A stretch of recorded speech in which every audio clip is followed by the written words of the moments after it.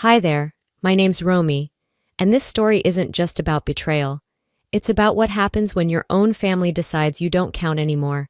My parents signed over everything we built. To my brother. The house, the company. Even my mail was rerouted, without my knowledge. I was erased from family records, removed from our business history, and told to keep things civil. But I found something they forgot. The clause that changed everything. Now I'm wondering, if they could do this to me, what else have they been hiding all along? I wasn't supposed to drive down Timberleaf Drive that day. I was supposed to take the interstate home, straight from the client site, no detours. But my phone had buzzed with a road closure alert, and the reroute brought me down the street I'd grown up on, past the White House with green shutters that still carried my family's name. That's when I saw it. Cars lined both sides of the road, front yards packed with folding chairs, platters of catered food being carried up the walkway. A big white banner stretched across the porch rail, letters bold and proud. Celebrating Trenton's 10 years at Gaskins Contracting. Trenton. Not the Gaskins family. Not Ezekiel and Sons. Just him. I pulled over 2 houses down, engine still running. My hand stayed frozen on the wheel. The air conditioner hummed against the spring heat, but my chest tightened anyway. I scanned the crowd. Uncles, cousins, friends from church, people I hadn't seen since Dad's retirement party 5 years ago. They were all there. Everyone but me. No one had called. No text. No email. Not even a damn forwarded flyer. A decade ago, I was the one who'd rebuilt the logistics division after Dad's warehouse nearly folded during the 2020 crash. I poured my savings into stabilizing contracts, burned weekends, restructuring systems, stayed late filing permits no one else touched. And now, balloons, canapes, a DJ booth for my brother. They didn't just forget me, they planned to. I didn't cry, I didn't honk the horn, I didn't storm in demanding answers. I just sat there, numb. I watched my mother laugh in her coral blouse, arm around some church lady like she was the queen of Southern hospitality. I saw my dad raise a glass, voice animated as he gave Trenton the kind of speech I used to dream of hearing directed at me. I remembered repainting the office walls by myself the year we downsized. The ladder slipped. I bruised my shin so badly it swelled like a football. No one thanked me then either. They erased me. I shifted into drive and rolled away slowly, like peeling off a bandage you already know has infected skin underneath.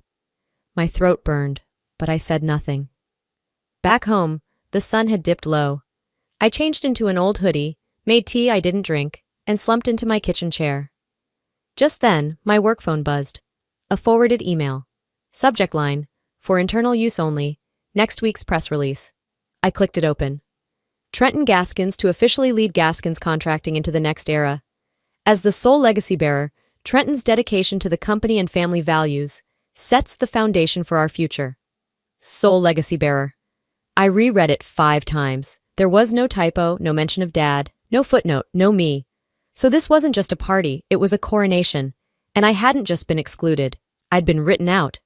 A strange calm settled over me like fog. Not sadness, not even shock anymore. Something colder, sharper. I slid my phone across the table and opened the Notes app. Sunday, 3:42 p.m. Observed outdoor event at parents' house. No prior notice. Banner read, Trenton's 10 years. Spotted, Mom, Dad, Cousin Rick, church associates, Diane and Harold, unknown event staff. Forwarded internal company email confirms Trenton's sole leadership. I typed fast, mechanical, like I was logging evidence. They erased me like I was a typo. I whispered the sentence aloud just to hear it echo. It didn't sound angry. It sounded like fact. That night, I didn't sleep. I didn't even try. I lay in bed, staring at the ceiling fan spin slow circles above me. Somewhere between the 3rd and 4th hour, I remembered how Mom once told me, "Sweet girls don't make noise. We handle things quietly." I used to believe that made me strong. But now I saw the truth in plain daylight. Quiet girls get replaced. And the worst part? No one in that house had the decency to pretend otherwise. By the time sunlight crept into my apartment the next morning, I was already dressed. I hadn't slept, just waited. The email sat burned into my mind, every word of it. Sole legacy bearer. I couldn't unsee it. I made coffee I didn't finish and headed down the stairs toward my mailbox, even though I already knew what I'd find. Empty. Again. No bills, no bank statements, no IRS documents, not even junk mail. For weeks, I'd chalked it up to a fluke. Maybe deliveries were slow, or someone had misfiled a route. But this, after the party, after the email, this felt different. I drove straight to the USPS branch office a few blocks away, the same one I'd updated my address at last year when I moved from Garland. It was early enough that the line was short. The clerk behind the glass was a woman about my age, polite smile, badge reading Daria. I slid my ID under the divider and asked if she could check whether any mail had been redirected or held. She typed for a minute, then stopped. Her eyes narrowed slightly as she scanned the screen. It looks like there was a digital change of address form submitted for you a few weeks back. My stomach tensed. Submitted by me? No, she said, tapping something. It was digitally signed, redirecting all your mail to a residential address in Knoxville. I blinked. That's my parents' house. Her voice dropped a note. Name on the request is Trenton Gaskins. The room fell away for a second. And you're saying this form was accepted? She nodded gently. Yes, and the time for formal dispute has passed. I'm sorry. Of course it has. I stepped outside, the air suddenly too thick. I pulled out my phone and opened the USPS app. I couldn't log in. My credentials had been changed. Every attempt just led to access denied. Account information not found. Back in my car, I stared straight ahead. This wasn't a coincidence. My mail hadn't been lost. It had been stolen, redirected by someone who didn't want me to see what was coming. The drive home was a blur of honking and red lights I barely registered. I tossed my keys on the counter, opened my laptop, and logged into the joint account I'd once shared with the company to help cover payroll during the lean years. The screen blinked. No account found under these credentials. I tried again, slower this time, same result. Then I noticed it, on the bottom corner of the page. Access privileges modified 4 weeks ago. Modified by request of T. Gaskins. So while I was busy finalizing vendor contracts across 3 states, my brother had been wiping me off the books, paper by paper, login by login. I checked my inbox. No alerts, no notice, no warnings, because they'd gone to the wrong address, to his address. That night I sat with my laptop on the kitchen floor, the glow of the screen the only light in the room. I opened a new folder and named it Contingency. Inside, I started building a digital paper trail, screenshot of USPS record, bank access logs, confirmation of internal email from the party day, notes on attendees, dates, times. I whispered to myself, this isn't passive neglect, this is active deletion. The kind of deletion that doesn't happen by accident. The kind you do when you want someone gone without making a scene. Then I remembered something Trenton once said when we were younger, and he locked me out of the family vacation rental for fun. If she can't get in, maybe she'll stop thinking it's hers. And now here he was, pulling off the same game, just with fancier tools. I wasn't crying, I wasn't yelling, I was archiving, and I wasn't done. I texted Cassie, a compliance manager I'd worked with 2 years ago during a contract audit.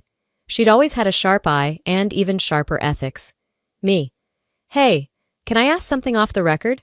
If I give you a routing code and a name, can you trace activity? A pause. Cassie. Depends. You think someone's moving things behind your back? Me. I think someone's rewriting history. 10 minutes later. Cassie. Romy, I don't want to say too much over text, but yeah, something's off. Get a lawyer. I backed up everything. Twice. One to the cloud, one to an encrypted flash drive. I labeled it Legacy Personal Use. Then I opened the browser and typed in my company's website. But before the homepage fully loaded, I saw something in the corner of the screen that made my chest seize. A new press release, featuring Trenton, smiling, holding a key, and beneath it, a caption I couldn't unsee. A family legacy, now in the right hands. The press release stayed with me like a splinter under the skin. I couldn't ignore it, couldn't shake the image of Trenton beaming, holding the ceremonial key like he'd earned it. Like the past 15 years of my life hadn't happened.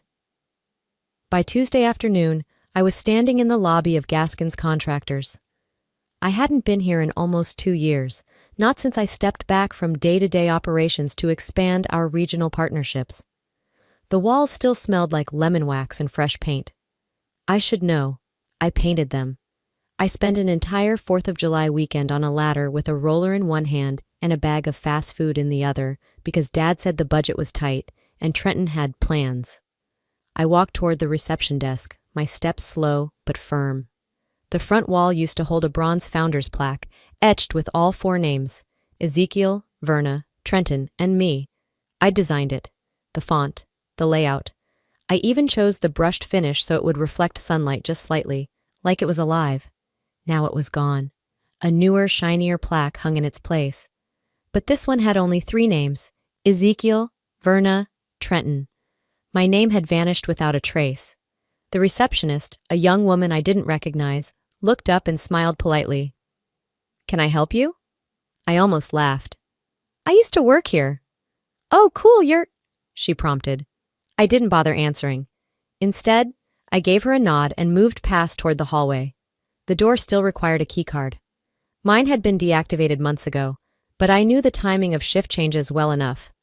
Just as an intern buzzed out, I slid through the door with him. Inside the marketing department, things were mostly unchanged. Open desks, gray dividers, that faint smell of microwave popcorn no one admits to making. I found an unused computer, logged in with a temporary guest ID, and pulled up the internal archive. I navigated to the Legacy Materials folder where my original plaque design files had been stored. Nothing. Empty. I clicked over to the file recovery log, heart thudding. There it was. File deleted, user, T_Malik, date, April 5th, Trenton's known alias. He didn't just swap the plaque, he deleted the proof I'd ever created it. I should have felt furious. Instead, it was something colder. Confirmation. This wasn't clumsy or coincidental. This was surgical. I leaned back in the chair, the office noise behind me fading into static. My mind didn't go to confrontation, it went to memory. Years ago, when I was 21 and still hopeful, Dad and I had unboxed the original plaque together in that very lobby. He'd placed a hand on my shoulder and said, "Your name means something here. You helped build this." And now? Now he stood by while my name was erased like a smudge on glass. I left the building without speaking to anyone else, didn't storm out, didn't make a scene. But as I walked across the lot to my car, I snapped a photo of the new plaque. Then I took another of the visitor badge with today's timestamp. Back at my apartment, I opened my digital folder. Inside Contingency, I started a new document. Subject, Intentional Identity Removal, Phase 2. Evidence of name removal from public display, screenshot of deleted archive files, user ID associated with deletion. Employee witness list from office log. Every entry was methodical, clean, sharp. If they weren't going to name me, then I'd name exactly what they did. And I wasn't doing it for closure, I was doing it for court. Before I shut my laptop, one last thought flickered. I opened the county's online property records for Knoxville, clicked through familiar forms, typed in our family's address. What I saw next froze me. Back in my car, I checked the deed registry, and what I found made my blood run cold. Wednesday morning came fast. Too fast. I hadn't slept more than a couple of hours, and yet I was already parked outside the Knox County Records office before it opened. My coffee had gone cold on the dashboard, untouched. I didn't need caffeine, I needed clarity. The county clerk greeted me with the kind of forced smile government employees wear like armor. I slid a slip of paper across the counter. "I'm looking for the current deed record for this address," I said, trying to keep my voice calm. She typed with methodical precision, paused, then tilted her head. "Looks like the current owner is Trenton Gaskins." I blinked. "That can't be right." She turned the monitor slightly so I could see. There it was, plain as day. Updated ownership filed 3 months ago. Sole title holder, Trenton. I asked for a printed copy, my hand already reaching for my ID. "And the notary section?" I asked. She pointed. "Signed and notarized on January 18th. My breath caught. That weekend, Dad had been in the hospital. I drove him there myself after he stumbled in the kitchen, clutching the counter like it was the only thing holding him up. Mild stroke, they said. 2 nights under observation, saline drip, speech slow and confused. I had the wristband to prove I'd signed him in. So how in the hell did he manage to sign over property on the same day? Outside the records office, I sat in my car, printed deed in hand. The signature looked close, but not perfect. I tilted the page toward the light and stared. The loops of the Z in Ezekiel were inconsistent with his usual style. The slant of the last name was sharper, less rounded. It felt mechanical, rehearsed. "That's not his hand," I said aloud, testing the truth on my tongue. But hearsay wouldn't help me.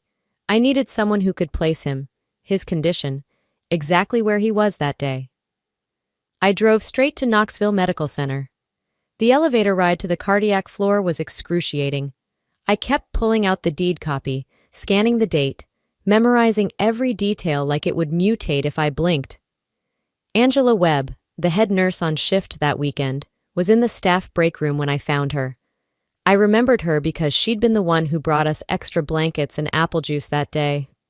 She still wore her hair in the same no-nonsense braid. "Hi," I said, tentative. "You probably don't remember me. You brought in Mr. Gaskins. Middle-aged, beard, mild stroke, right?" I blinked. "Yes, that's my father." She nodded slowly. "He was with us 3 days, mostly out of it. Never left the bed." I swallowed. "Did anyone else visit him that weekend?" Angela shook her head. "Nope. You were the only one. He was barely responsive most of the time. Just muttering, you know? Meds make people foggy. And, hypothetically," I paused, bracing myself, "could someone like him have signed a legal document that day?" Her eyebrows lifted. "Legally? Absolutely not. He couldn't even hold a pen straight. I had to sign off on his vitals every hour." I nodded, heart thudding in my throat. Back home, I placed the deed side by side with older signed documents, Dad's old medical directives, birthday cards, even the note he'd scribbled for me on my first promotion. The difference was undeniable. I scanned all of them, labeled them meticulously, and created a new subfolder, Forgery Evidence Lake Transfer. Then I opened a blank document and titled it, Affidavit of Timeline Discrepancy, January 18th. I began typing like I was drawing a weapon. Subject incapacitated at Knoxville Medical Center. Signature on deed registered same day. No witness access during timeline. Prior handwriting samples contradict deed signature. This wasn't just a family betrayal anymore. This was legal manipulation. This was fraud, and it was time to call it by its name.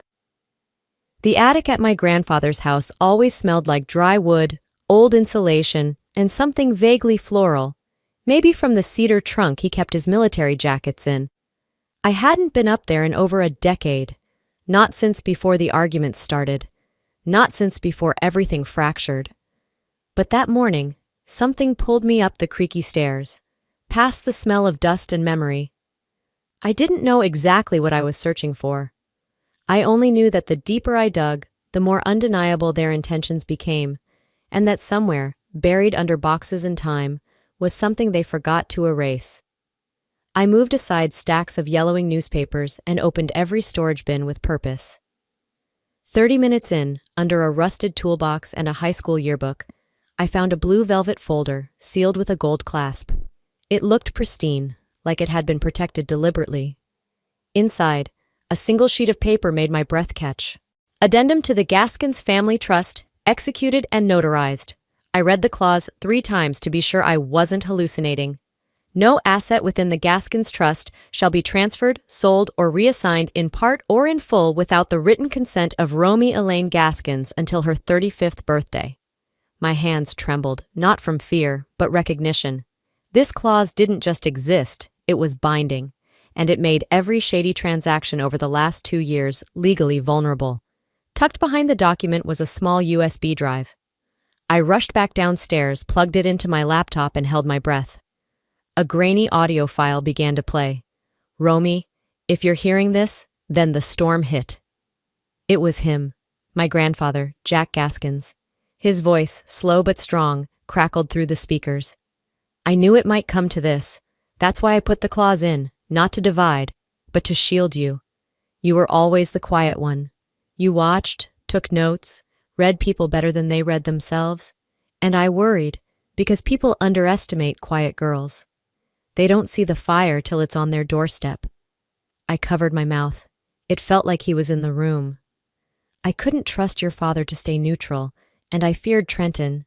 Well, you know how he gets when he thinks he's owed something. That clause was never about favoritism. It was about fairness.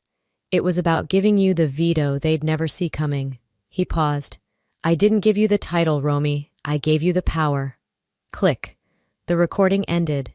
And for the first time since the day of that party, I felt taller than the weight pressing down on me. This wasn't about being cut out anymore. This was about being put in, intentionally, legally, permanently. I printed 3 copies of the trust and notarized clause. One went into a fireproof box, the second into a new cloud folder I named Legacy Armor. I saved the audio as both MP3 and .wav in case they tried to discredit format metadata. I whispered into the silence. You gave me the pen before they even started writing me out. They thought they'd buried me under politeness and passive aggression, but they missed one thing. Buried things don't vanish. They get unearthed. By early afternoon, I had created a folder on my desktop. Asset freeze, pre-35 clause activation inside. I dropped the scanned trust clause, the audio transcript, notarization logs, and a side-by-side comparison of every financial move Trenton made since January. Every document was labeled with clean file names and backed up to 3 locations. I stared at the blinking cursor on a new draft email. The recipient, Norel Glass, a corporate attorney I hadn't spoken to since I left the logistics firm in Dallas 3 years ago. She was sharp, lethal in heels, and allergic to injustice. I typed 2 words, need help. Then I added, they're trying to erase me. I have proof. 5 minutes later, her reply came in. Call me now. I dialed. She picked up on the first ring. You good? She asked. I nodded into the phone, even though she couldn't see me. I have the clause, the trust, an audio file, and proof of forgery. She exhaled. They want quiet. Let's bring noise. The next morning, just before the sky settled into its usual Tennessee blue, I was standing outside Stone Cafe with a folder under one arm, and every inch of my spine braced like steel. The text had come the night before. Let's talk. Neutral ground. Stone Cafe. No drama, please. Signed by my mother. They always loved that phrase. No drama. As if stealing legal rights and gaslighting your daughter into invisibility was somehow a quiet act. As if silence softened betrayal. I walked in and spotted them immediately. Trenton looked freshly pressed, teeth white, shirt collar crisp, like someone who just won an award and wanted the world to clap longer. Verna sat across from him, her palms folded on a floral napkin, eyes smiling like she hadn't gutted me 6 ways this month alone. Romy, Trenton stood, fake warmth spilling from his voice. You look, well. I didn't bother replying. I slid into the booth, laid the manila folder next to my water glass, and waited. Mom leaned slightly forward, voice syrupy and low, that rehearsed southern softness she used when scolding church kids or calming a tense potluck. I asked for this because I think things are getting out of hand. We're still family, baby. This doesn't have to become a mess. I stared straight through her. It became a mess the day someone decided I didn't exist on paper anymore. Trenton let out a small laugh through his nose. You're making it more dramatic than it is. We're just reorganizing. Reorganizing? I said, tone flat, by transferring property during a hospital stay and forging signatures? He blinked once, slowly. You don't know what you're talking about. I opened the folder. Inside was a printout of the veto clause, highlighted, dated, notarized.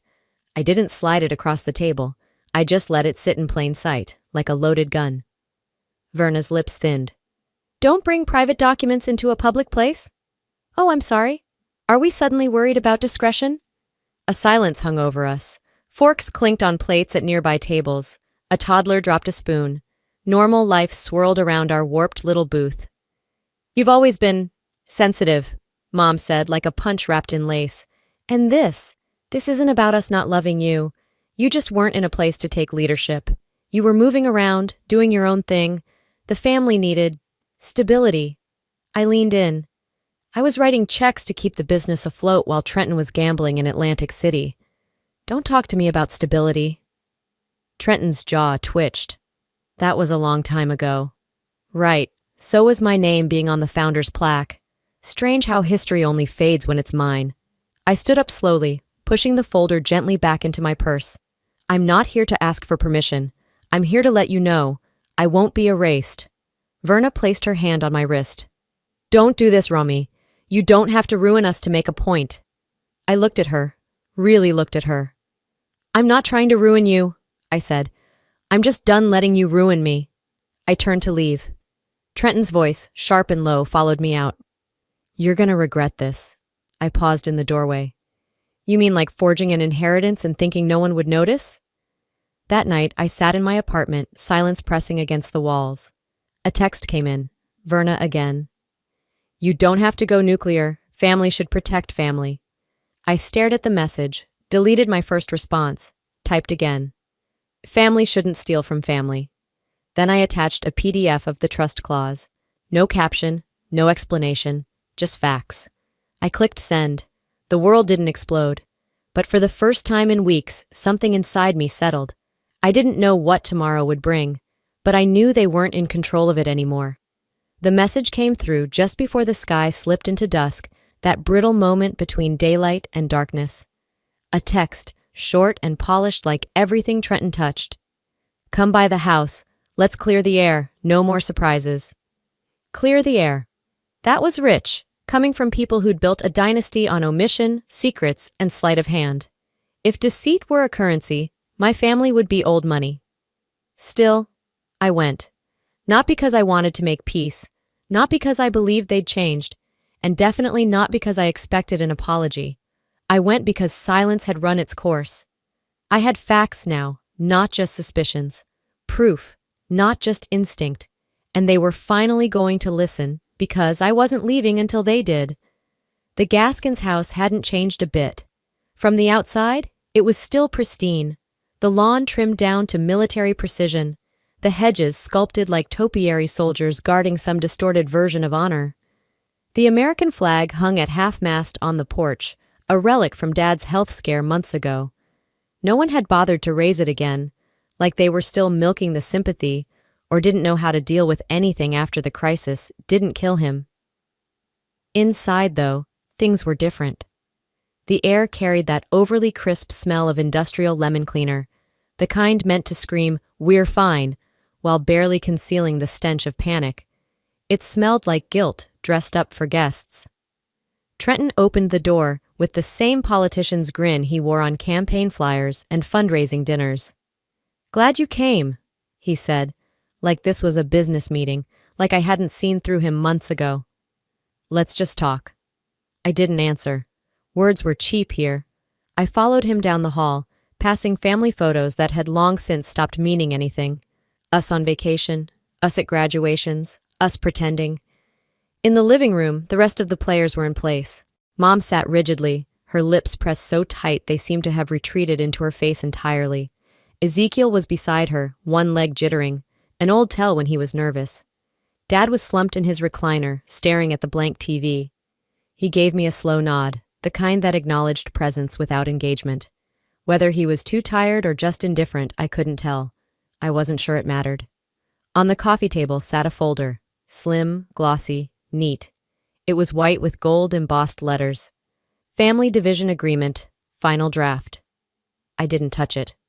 Trenton cleared his throat as if rehearsed.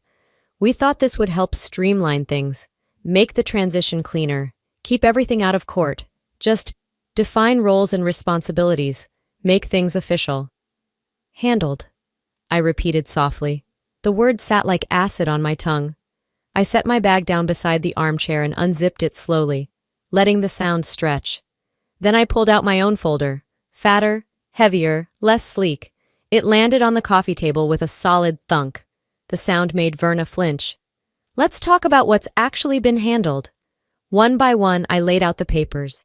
The original notarized trust, with key clauses highlighted in angry yellow, especially the one requiring all siblings' consent before property transfers.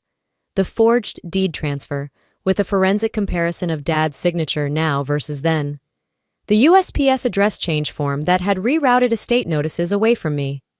A time-stamped access log from the family's primary bank account, showing exactly when I'd been locked out. And finally, the email. The one Charla had sent to Trenton, blind copying their lawyer, not realizing I was still on the CC list from months ago. Everything's in motion, just don't let her catch wind of the first draft. The room was dead quiet, like the oxygen had been sucked out. Verna inhaled sharply through her nose. Trenton's hands, resting on his knees, curled into fists. And then, as if choreographed, Charla walked in, late and breathless, clutching her designer purse like it could shield her from consequence. She froze when she saw me. This wasn't how we agreed to do this, she stammered. I raised a brow. You want to finish that sentence, or should we save it for court? Her eyes snapped to Trenton, then back to me, panicked. I was just notarizing what they gave me, she said quickly, the practiced ease of someone used to slipping out of blame. Trenton jumped in, voice low, pacifying. Romy, look, this escalated more than it was supposed to. You weren't supposed to find out? I said. Yes, I noticed. I tapped my phone and hit play. Charla's voice, clear and unmistakable, filled the room. Just don't let her see the old draft. She can't challenge it if she doesn't know it exists. The timestamp from last week glowed on the screen. The silence afterward was thick enough to choke on. Finally, Verna spoke, her voice brittle with a faux calm. We did what we thought was best for the family. You've always been emotional about these things. Unpredictable. We needed a plan. You needed control, I said, cutting her off, and you assumed I wouldn't fight back. Ezekiel finally looked up. His voice was quiet, hesitant. This doesn't have to go public, Romy. I met his eyes. No, but it will. Charla's voice cracked. It wasn't just Trenton, okay? It wasn't all his idea. I turned to her, expression flat. Perfect. Then the deposition will be thorough. I stood, slung my bag over my shoulder. Trenton's voice, low now, almost desperate, followed me to the hallway. You really want to burn it all down? I stopped, turned back to face them. The four of them sat frozen, shocked not by what I'd said, but by the fact that I'd said it at all, like the script had gone off book and they didn't know their lines anymore. You think this is me lighting the match? I asked. You've been stacking the kindling for years. All I did was bring proof and a lighter. They stared, still waiting for me to cry or scream or beg. Instead, I smiled, a cold, quiet thing. I gave you a chance to fix this quietly, but you pushed too far, and you forgot something important. They blinked. Nice girls, I said. We don't stay quiet forever. Then I turned and walked out. I didn't slam the door. I didn't need to. The soft, deliberate click as it shut behind me was louder than any explosion. It was the sound of something ending, and something bigger beginning. By the time Monday morning arrived, I was already dressed, seated, and staring at the courthouse doors before the clock struck 8. Knoxville hadn't even warmed up for the day yet. The air still held the kind of chill that clung to skin and memory. Norelle met me on the courthouse steps, files in hand and expression unreadable. You ready? She asked. I nodded once. My voice wasn't needed. The paperwork would speak for me. Inside, the courthouse buzzed with routine, lawyers greeting clerks, murmurs of pending trials echoing through the halls. But when I handed over the folder marked Gaskins v. Gaskins Emergency Injunction and Asset Freeze, the room seemed to still just slightly. The clerk flipped through the exhibits, eyes scanning the forged signatures, the notarized trust with my name in bold, the digital logs, the audio transcripts. Everything's in order, she said. Stamp, stamp, stamp. I had walked into that building with a single goal, truth backed by proof. At 9 a.m. sharp, courtroom 2B opened. I stepped inside behind Norelle. Trenton, Verna, and Ezekiel were already seated. Trenton's lawyer fiddled with his tie like it was a noose. Charla was conspicuously absent. Judge Marshall Grant entered moments later. He was gray-haired and brisk, the kind of man who hated theatrics almost as much as he hated wasted time. Let's begin, he said, shuffling the files. As he read the first lines aloud, motion to freeze contested assets on the grounds of breach of trust, document forgery, and concealment of binding clause. I didn't look at my family. I didn't need to. I felt Trenton's gaze burning toward me, daring me to flinch. I didn't. The judge skimmed through the highlighted exhibits, occasionally raising an eyebrow. When Trenton's lawyer tried to interject, "Your Honor, these allegations are deeply personal and better suited for mediation," the judge shut him down with a wave. "I've read enough to understand the stakes. Let's hear from the petitioner." Norelle stood. Her tone was even, composed. One by one, she introduced the documents. The trust clause, the audio recording, the verified handwriting analysis, the email from Charla. "Your Honor," she said finally, "we're not here over misunderstandings. We're here because the respondents orchestrated a calculated removal of legal authority. My client has every right, legally and ethically, to halt that process." Judge Grant turned to me. "Miss Gaskins, do you intend to assume responsibility for the Gaskins estate?" I stood, clasping my hands in front of me. "I don't want power for the sake of it. But I won't let what was meant to protect me be twisted to erase me. I'm not here to punish them. I'm here to correct what they tried to bury." There was no response. Just quiet. The real kind. Not the silent treatment, not tension. Truth-filled quiet. 10 minutes later, the gavel dropped. Motion granted. All asset transfers made after the date of the trust clause activation are hereby frozen, pending full review. Court will reconvene in 30 days for formal disposition. That was it, but the fallout had just begun. By noon, word spread. Local news picked up the story. A financial blog leaked court documents. Investors, apparently less tolerant of scandal than siblings, pulled their funding from Gaskin's contracting within hours. Trenton stormed out of the building, flanked by his lawyer, his jaw clenched so tight it could have cracked glass. Verna didn't speak. She didn't look at me either, just held onto Ezekiel's arm and walked as if she were trying to disappear into the sidewalk. I didn't follow them. Outside, reporters shouted my name. "Miss Gaskins, are you taking over the company? Will you be pressing charges? Is this a family dispute or corporate sabotage?" I didn't answer. I kept walking, my heels striking the concrete like punctuation. That afternoon, I returned to the only place that hadn't tried to forget me, his study. The scent of cedar and old books lingered like he'd just stepped out. I placed the court order on his desk, right under his framed photo of the three of us from years ago. "You knew," I whispered. "You always knew they'd come for it, and you still trusted me to fight for it." I leaned back in his old chair and let the silence surround me, not to hide in it, but because this time, I owned it. The sun had shifted to a softer shade by the time I stepped back out onto the porch. The old swing creaked under me like it always had, the wood never complaining about weight, only time. Inside, the study felt like an anchor, unchanged and unafraid. I glanced back at the desk and reached for a dusty leather-bound album tucked beneath a drawer panel I'd almost forgotten about. Taped to the inside cover was the photo they'd once cropped me out of. Me, Trenton, Grandpa Jack, covered in paint, all three of us laughing in front of the first wall we ever built together. I pulled the frame from the bookshelf where the edited photo still sat.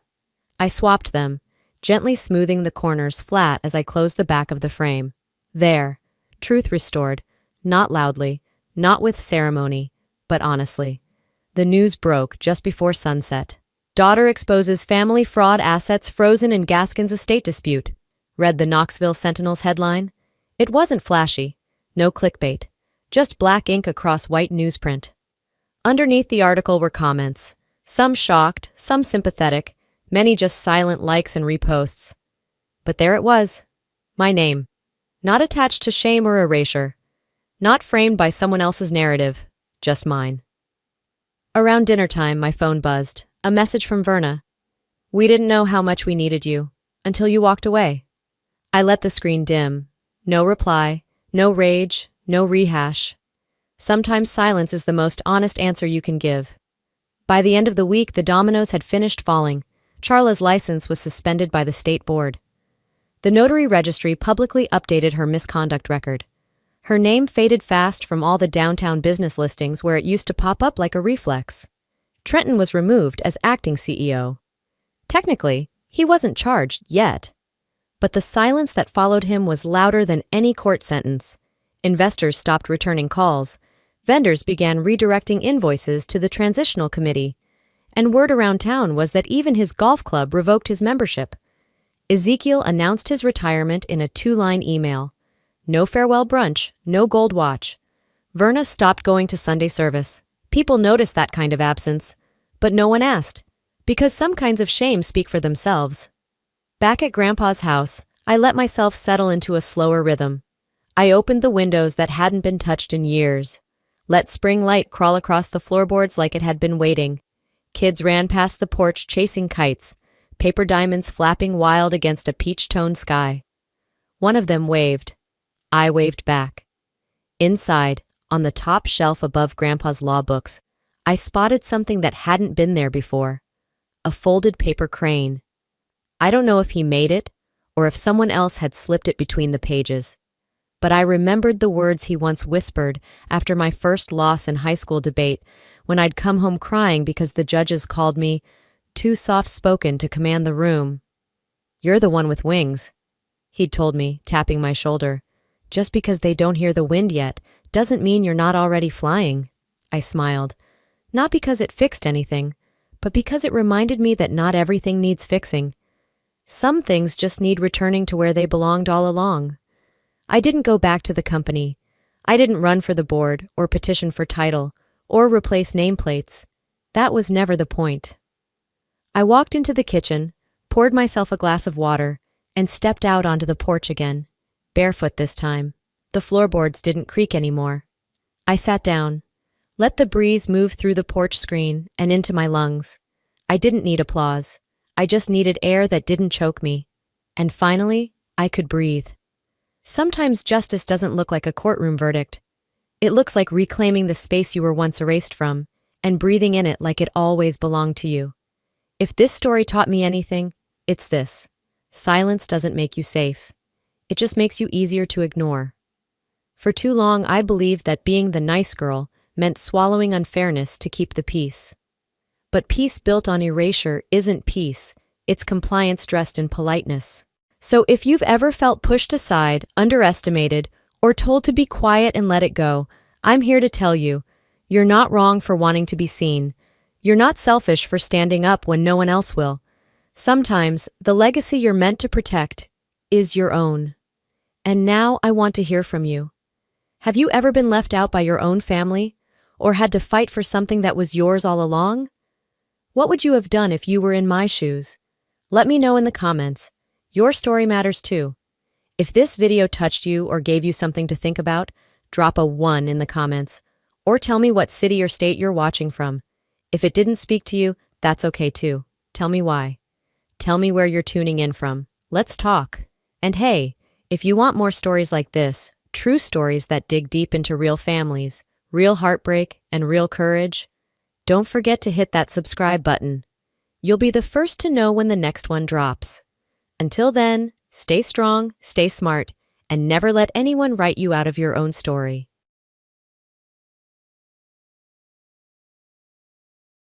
When my sister Emily saw me at the airport, she raised an eyebrow and said, "I wish you'd come to my wedding." She sounded sarcastic for a reason. Emily had said she was having a baby with my husband, Bob, and had left me for him. She must have felt pretty good about herself being married to a pilot. Plus, she had taken him away from me after we argued while living together. She must have felt really superior. To make it worse, Emily and Bob were planning a big wedding and bragging about moving abroad. Right now, she was waiting for her flight to go abroad to check out places to live. She looked really happy with her big suitcase and duffel bag. But I arrived at the airport with just a little luggage, ready to go home whenever.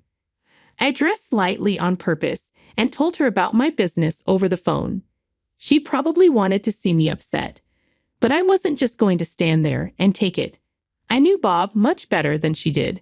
So, pretending not to know what was going on, I gave Emily an envelope with some important information and said, "Here, you forgot this. My name is Jennifer Thompson. I'm 40 years old, from a coastal area, and I'm a housewife married to a pilot. We don't have any kids, just the two of us. Bob is 47, and we met on a group date set up by friends. At that time, had just moved to New York in my mid-20s, not really thinking about settling down. I went on these group dates to meet more people, thinking it would increase my chances of finding a happy relationship. I never believed in love at first sight. When I dated, I cared more about someone's personality than their looks, but I did have a soft spot for persistence. When I first met Bob, I thought he was a bit of a charmer, always making jokes and seeming laid back. But sometimes I felt like he had other motives behind his actions. I thought I could just brush him off after our first meeting. But life surprised me. Bob kept pursuing me until I gave in. We went out for dinner, and before I knew it, we were dating. Now, we've been married for over 10 years.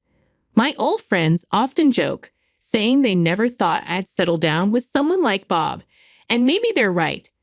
True to my initial impression, Bob had been seeing other women before we got married.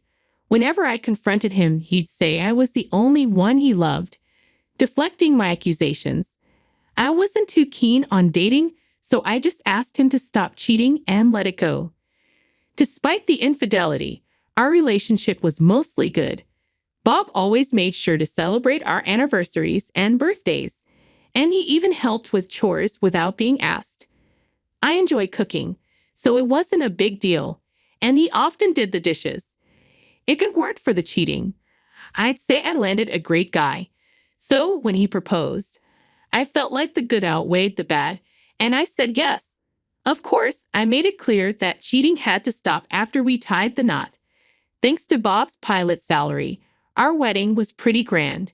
He spared no expense, getting me all the expensive dresses I wanted, and the food and cake were top-notch.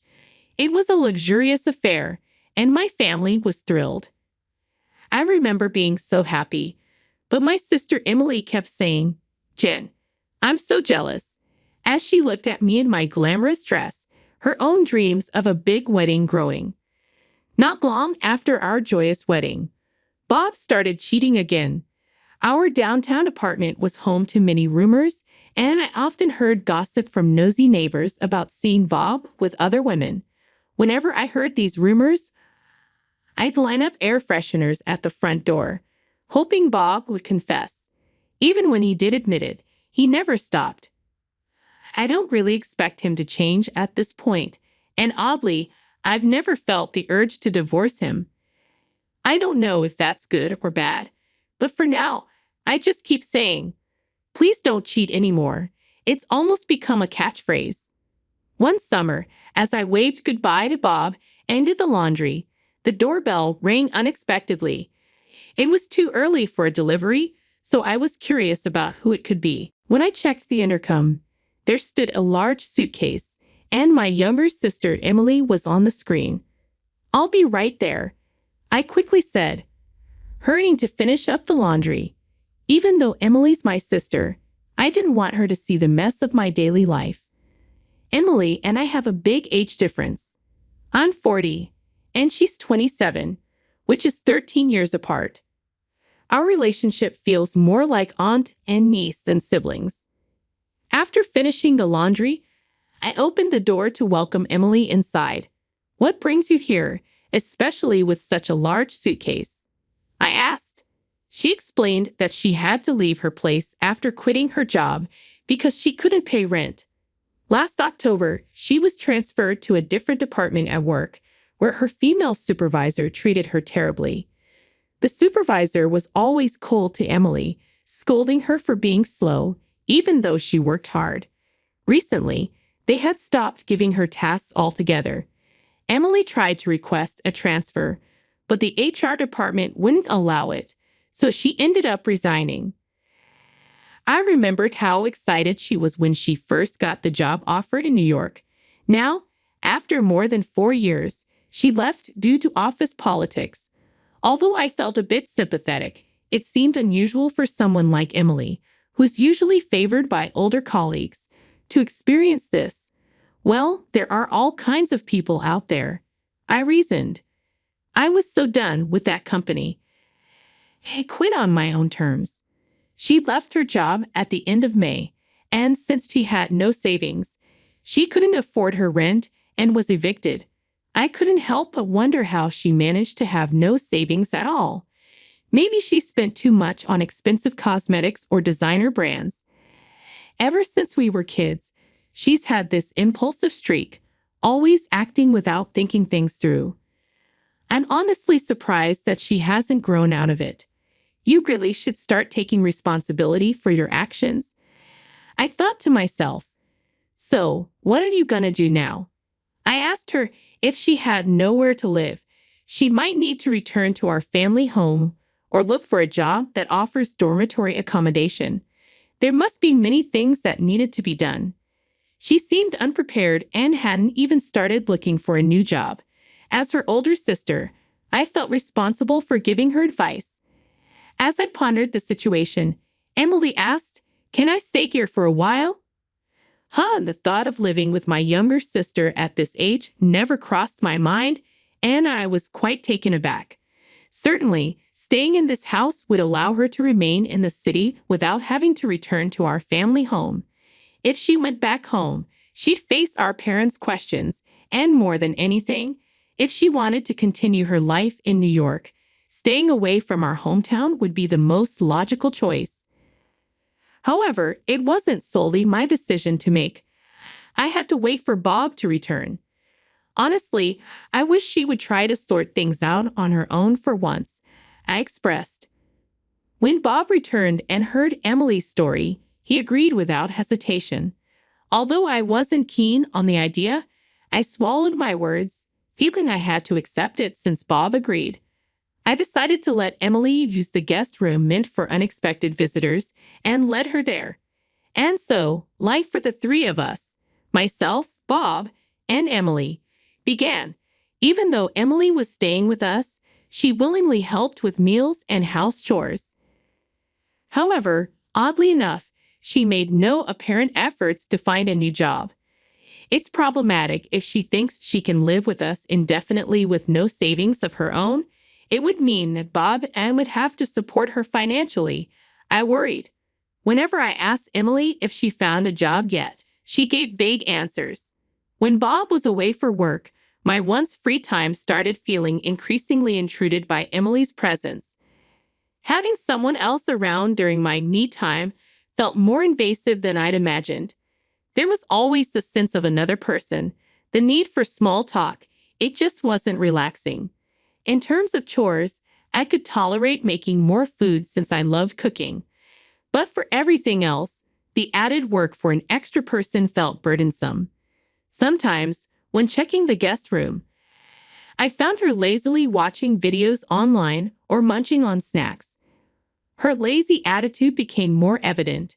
She stopped helping around the house recently, and my patience was wearing thin.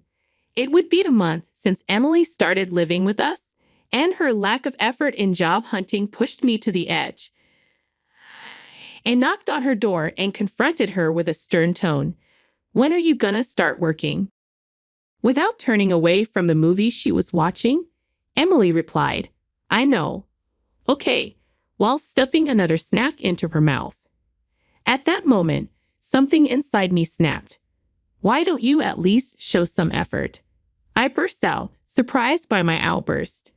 Emily paused her movie and looked at me. "You need to straighten up.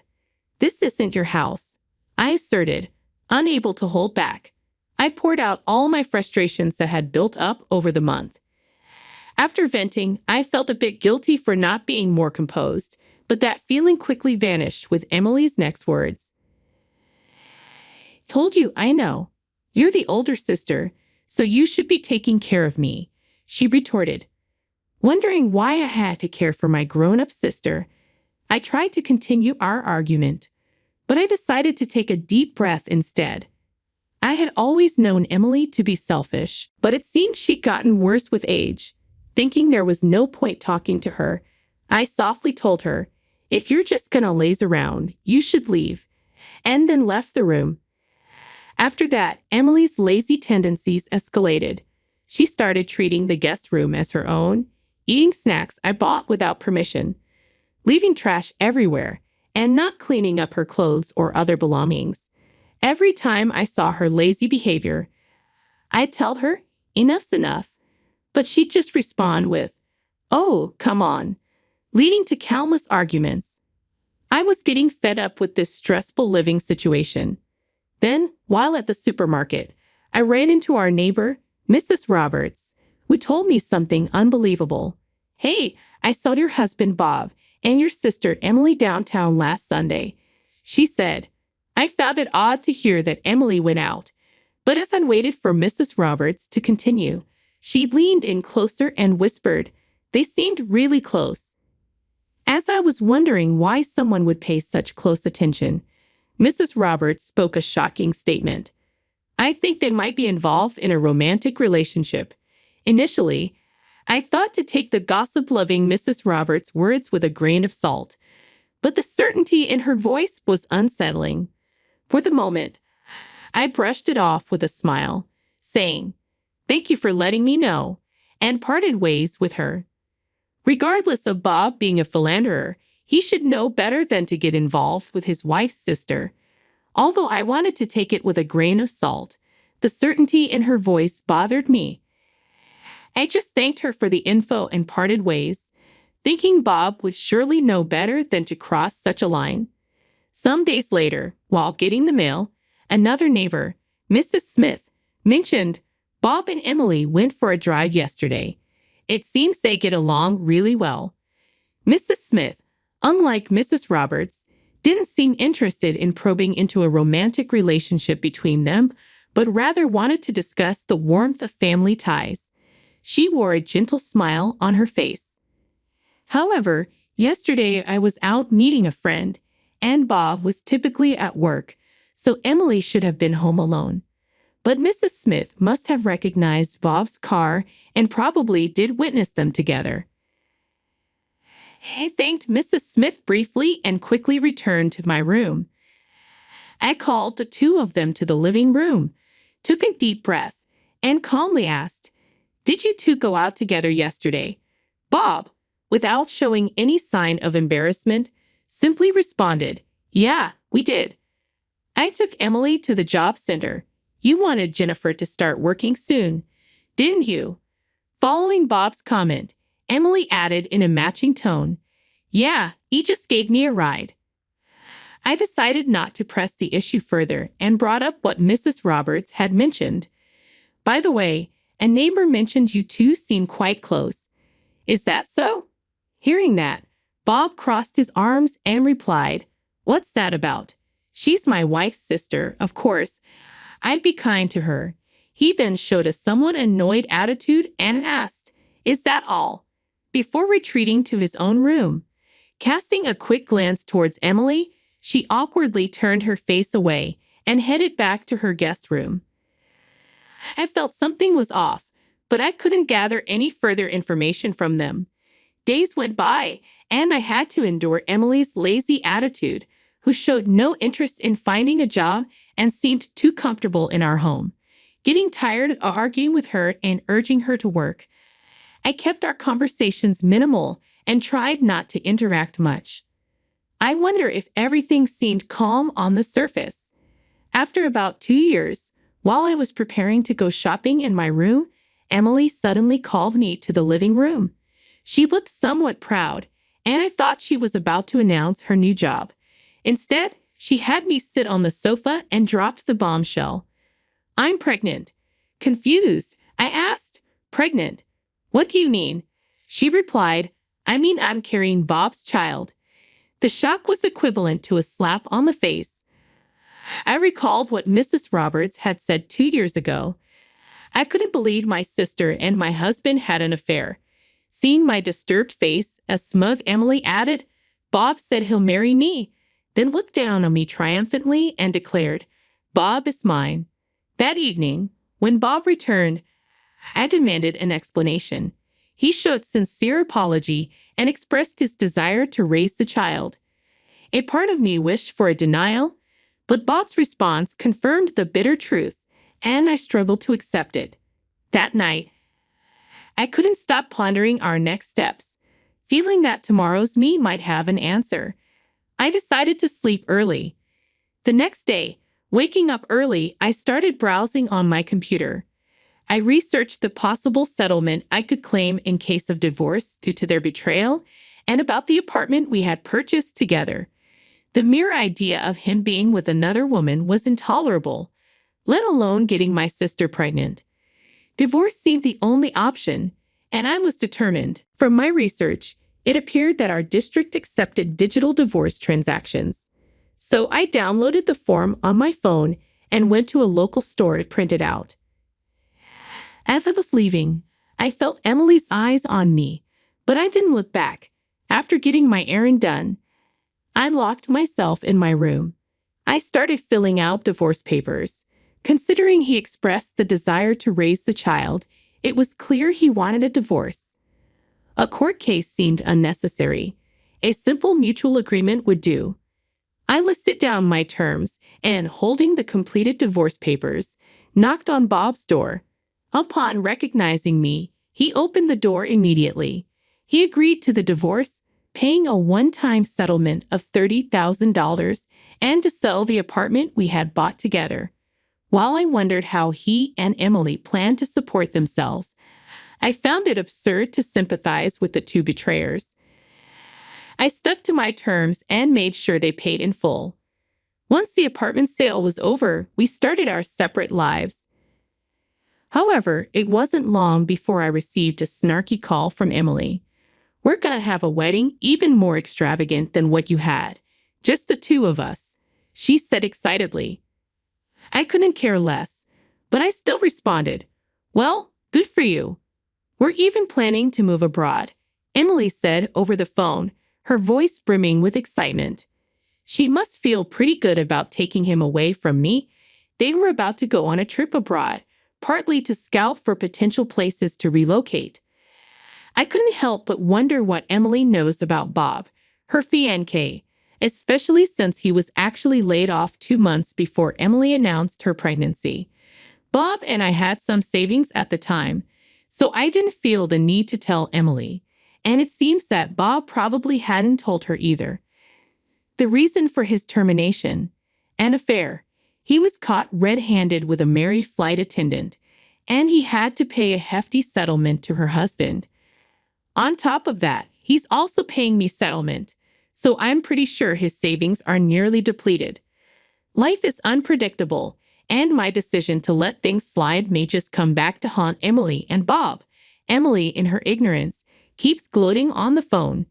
When she tells me they're leaving for a trip abroad the day after tomorrow, I say, "All right, I'll drop off some luggage you left behind," and hang up. On the day of their departure, I make my way to the airport, looking for Emily. I find her sitting alone in front of an airport cafe. As soon as she sees me, she says, "Jennifer, why didn't you come to my wedding?" Her voice tinged with spite. Ignoring her, I get straight to the point. "Here, this is from Bob," I say, handing her an envelope. Emily's face turns ashen as she reads the contents. "Your husband, Bob, is not just out of a job as a pilot. He's completely unemployed." Visibly shaking, she yells, "Stop lying." But I calmly reply, "He's probably nearly broke by now." After explaining everything to her, she screams, "I can't believe this," and storms off, drawing cold stares from the people around her. I really thought happiness could come easily. I mumbled to myself, feeling somewhat relieved. I left the airport and headed to my small restaurant in a city far removed from New York. After that, I used the settlement and the proceeds from selling the house to start a small diner in a town far from the city, capitalizing on my passion for cooking. Although I can't prepare gourmet dishes, my traditional American comfort food has been well received by the locals. On the other hand, Emily and Bob seem to be struggling quite a bit.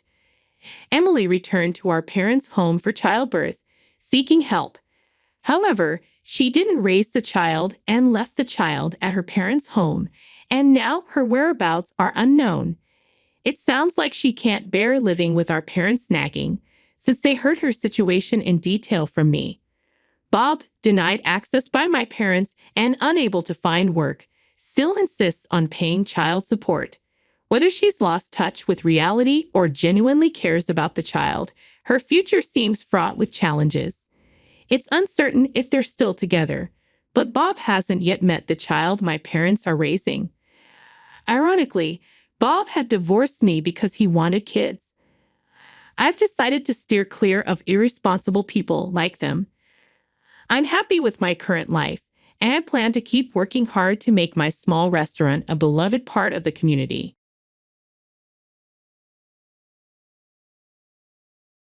Hey everyone, I'm Emma. If you have a minute, I have a story that's quite a roller coaster, filled with love, betrayal, and a fight for dignity. Before we get into the details, let me introduce the main characters in my little drama. It starts with me, Emma. I was born into what many would call a privileged life, with a silver spoon and all that. But despite the easy start, I was taught to value hard work over handouts. My dad is a big deal in the engine additive world, a self-made man who built an empire. My mom isn't any less impressive. She created a beauty salon empire from scratch, becoming synonymous with style. They divorced when I was 19, but they did it amicably, splitting everything equally and staying friends. Dad stayed single, focused on his business, while mom remarried but didn't have any more kids. Then there's Jake, my husband, who I now see as the catalyst for my personal upheaval. We got married right after I graduated from college and started teaching music to kids. Life seemed great until we hit a rough patch. I got pregnant, and suddenly Jake's true colors started to show. One lazy Sunday, as he lounged on the couch, Jake casually dropped a bombshell. "Emma, babe, why don't you just quit your job and stay home with the baby? We'll manage." I almost choked on my tea. Quit my job? Jake, you know we can't afford that on your salary alone. Plus, I love my work. He waved a hand dismissively, a smirk playing on his lips. Come on, Em, it's not like we're ordinary folks. Your dad's loaded. A little help from him, and we're golden. I felt my blood boil. That's not the point, Jake. I'm not tapping into my parents' wealth for our day-to-day expenses. We agreed to live within our means. But Jake wouldn't let it go. Over dinner, in front of his parents no less, he brought it up again.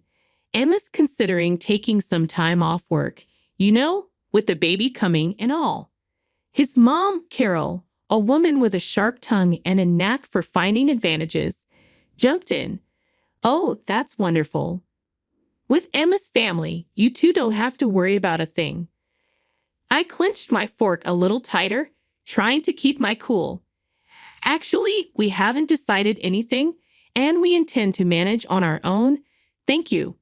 Jake's dad, Frank, never one to miss a beat, chimed in with a chuckle. "Why play the hard way, Emma? A little help from your folks and you could be living easy. Why waste that opportunity?" The conversation spiraled from there, with Jake and his parents painting grand pictures of a life lived on my parents' dime. Every word felt like a betrayal, twisting the knife a bit deeper. They didn't see me. They saw a ticket to an easy life.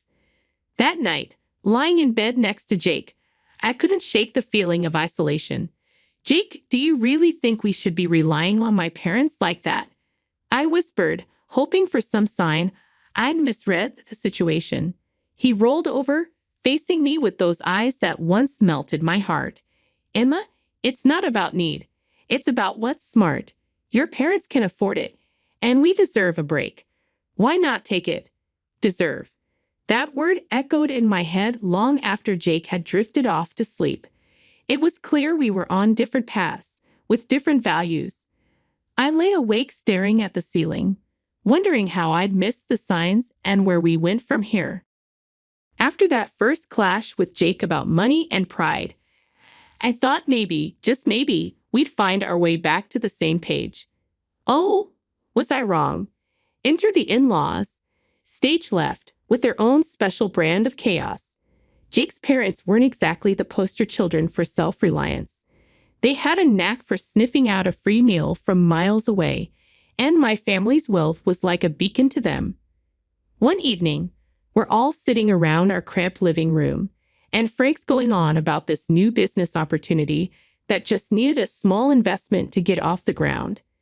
So, Emma, darling, Carol starts, her voice dripping with that fake sweetness that could give you cavities. With your family's resources, I bet you could easily help us out. It's such a sure thing. Try to keep my cool. Really, I did. Carol, Frank, I've told you before, we're managing our finances independently. My parents' money isn't part of this equation.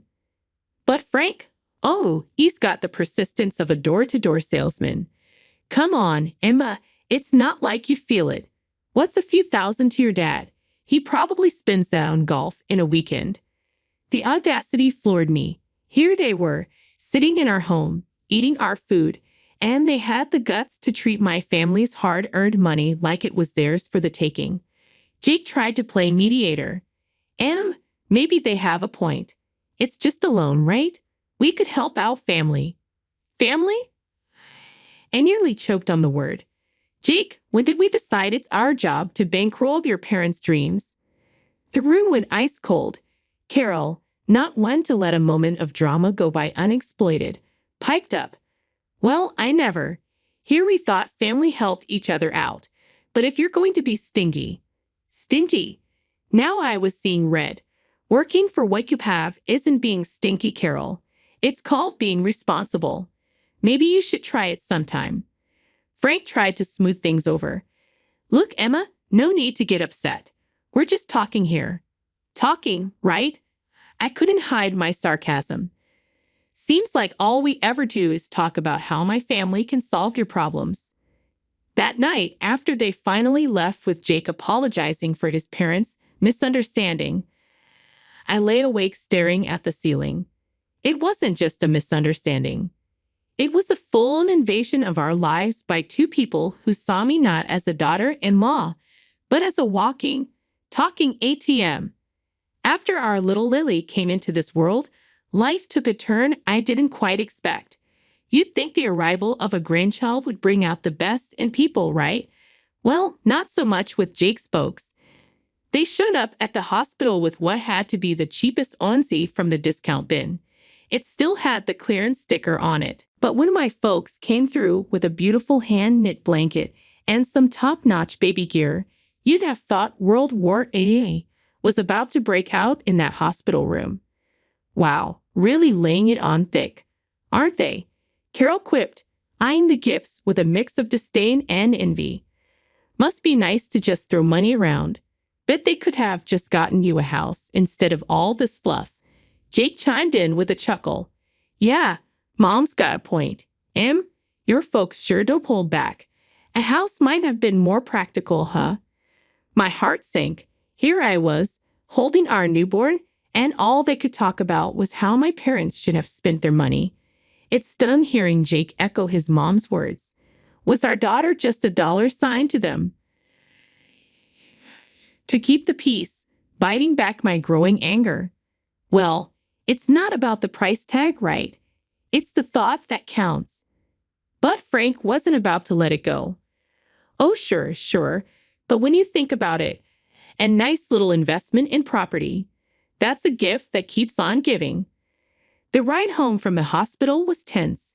Jake tried to smooth things over, saying his parents were just old-fashioned and didn't mean anything by it. But the seed was planted. Doubts started creeping in about why Jake really married me. Was it love? Or was my family's bank account the main attraction? A few weeks later, during one of their unsolicited visits, Carol brought it up again. We were all crammed in our living room, Lily fussing in my arms, and Carol couldn't resist a jab at the new stroller my mom had bought us. Must be nice having your folks shower Lily with all these expensive toys and gadgets. Though a contribution to a house fund would have been more useful. Don't you think? She said, her voice dripping with that passive-aggressive tone I'd come to dread. Jake, sitting beside his mom, nodded. Actually, babe, we've been talking. Maybe your parents could help us out with a down payment instead of more baby stuff. Makes sense, right? I was floored. Not only were Jake's parents relentless, after our daughter was born, It felt like she became a bargaining chip for financial gain. It seemed like love and family meant less than money. Asked Jake, is that what this is about for you, using my parents for money? I couldn't hide how hurt I was. I thought we were in this together, for better or worse, not for richer or poorer. Jake looked surprised, but Carol just sniffed. Well, when your wife's parents are rich, it's only practical to think about these things. After they finally left, I lay awake, staring at the ceiling with Lily asleep beside me. It hit me hard. My marriage, my family. It all felt like a transaction to them, and I was the currency. The last few years have been a roller coaster.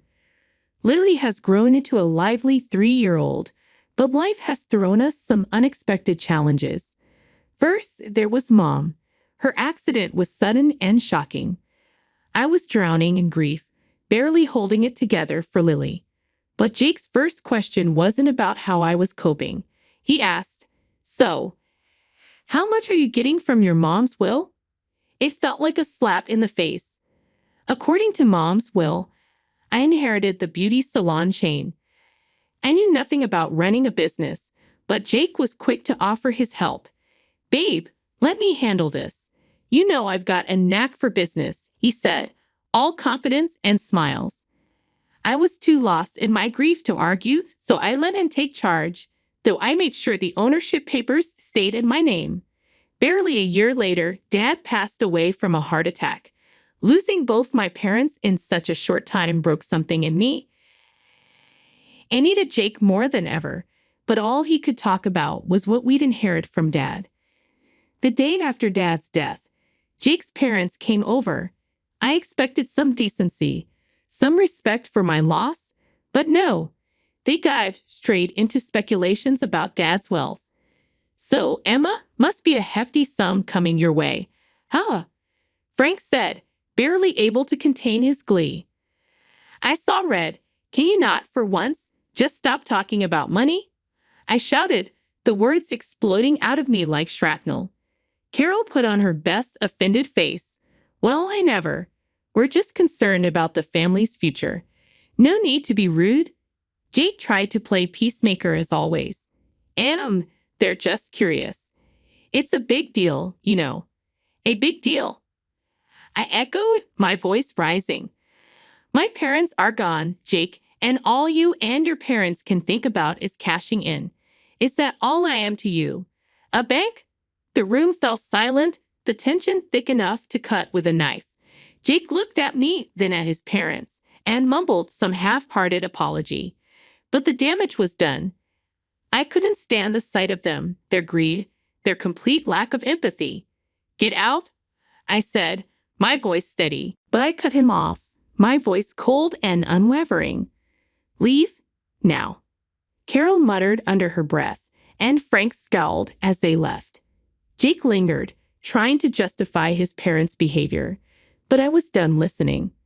2 days after my dad died, Jake came bouncing through the doorway earlier than usual. "Babe, I've got awesome news," he beamed, barely containing his excitement.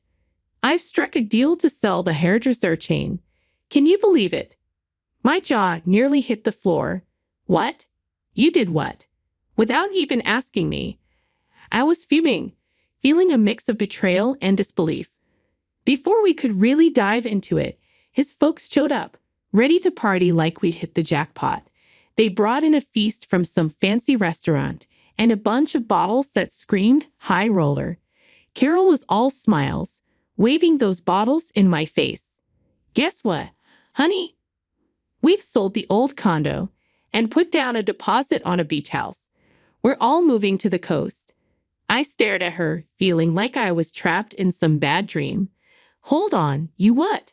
Nobody asked me about moving. I don't want to live by the beach with all that humidity and the winds with a kid. Are you out of your mind?"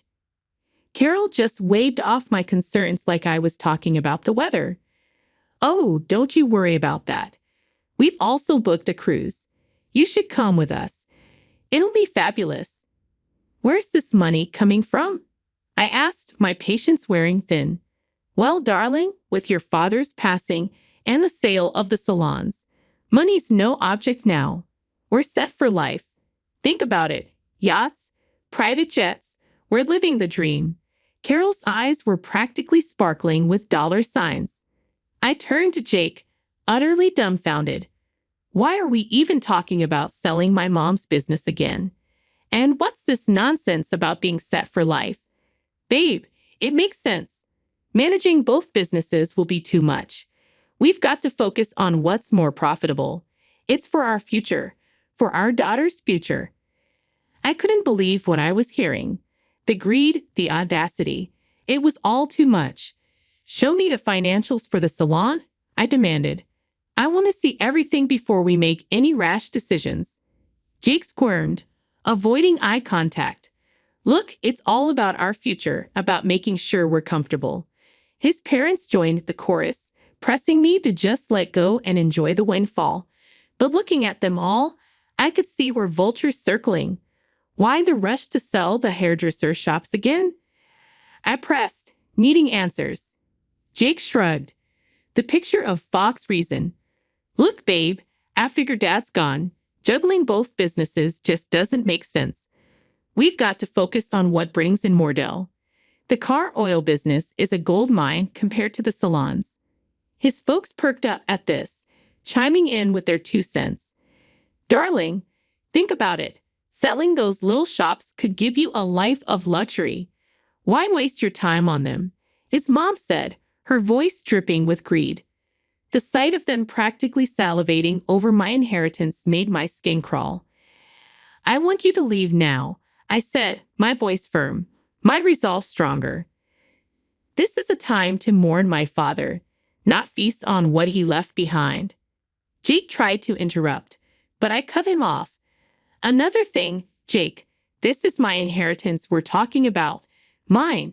You and your parents have no say in this. The air turned icy as they realized I wasn't the pushover they thought I was. With heavy steps and heavier skulls, they left, leaving me to ponder the lonely battle ahead. The dawn after my father's funeral found me in a fog of grief. The world around me dulled to a monotonous gray. That's when Jake decided to inject his version of color back into our lives. Over a breakfast that tasted like cardboard, he launched into his agenda. We need to call a meeting with the founders of your father's company. Pronto, Jake stated, his voice slicing through the quiet like a knife. I paused, a piece of toast halfway to my mouth, and stared at him. Jake, my father has just been buried. Can't this wait? I need some time to process everything. He waved off my concerns with a flick of his hand. Time is money, babe. We need to act fast. Frustrated and seeking clarity, I reached out to our family lawyer, asking for a breakdown of the beauty salon chain's status and a primer on my father's business dealings. I hoped this information would give me some ground to stand on. A month went by in a blur of legal jargon and financial statements until Jake, accompanied by his parents, descended upon our house once more, each of them bursting with unsolicited advice and greed-laden suggestions. Without so much as a hello, Jake dove right in. You know, Em, I've been thinking I'm the right man to lead your dad's company. The audacity of his claim left me speechless, but he wasn't done. And I'll need a new car, something that screams business mobile. The latest BMW should do the trick. Before I could even muster a response, Carol chimed in with her own outrageous demands. The coastal house is nearly ready. We just need to throw in another $300,000 plus some for furniture. And dear, I expect you to set up an account for me. I need to maintain my lifestyle. After all, after listening to their endless demands, I knew what I had to do. It was like a switch flipped inside me. No more Mrs. Nice Gull. Clutching the divorce papers like a shield, I stepped forward, interrupting their chatter. Jake, we need to talk, I announced, placing the papers before him on the coffee table. He picked them up, a frown creasing his forehead. What's this? His attempt at nonchalance couldn't hide the tremor in his voice. Divorce papers, I stated, every word deliberate. I've had the business audited, Jake. You've run it into the ground. It's teetering on the edge of ruin because of your management. His face drained of color, like a guilty child caught in a lie. I was trying to make it better, he stammered, his excuses as flimsy as his confidence. Make it better by firing our most talented staff and neglecting the core of what made the business succeed. My voice rose, fueled by a cocktail of anger and betrayal. Carol, ever the meddler, couldn't resist intervening. Now, dear, let's remember he's entitled to half of everything. Marriage binds assets, after all. I couldn't help but laugh, but there was no joy in it. Nice try, but everything's been in my name since before I made the colossal mistake of marrying your son. He gets nothing from me. The room went silent. They were stunned, their grand schemes shattering around them. And another thing, I added, staring Jake down. You're going to pay back every penny you've cost the business. Every single penny. When the reality of the divorce finally hit Jake, his reaction was to desperately grovel, pleading with me to reconsider. Please, can't we talk about this? There has to be another way, he begged, his voice cracking with desperation. His parents, not to be outdone in the drama department, launched into their own tearful performance. They lamented about sinking all their funds into the coastal house, a property now hanging by a thread without the next installment. We're going to lose everything, his mother sobbed, her tears flowing freely. Please, think of what this means for us. I listened, my heart hardened by their previous actions, feeling nothing but a detached coldness towards their plight.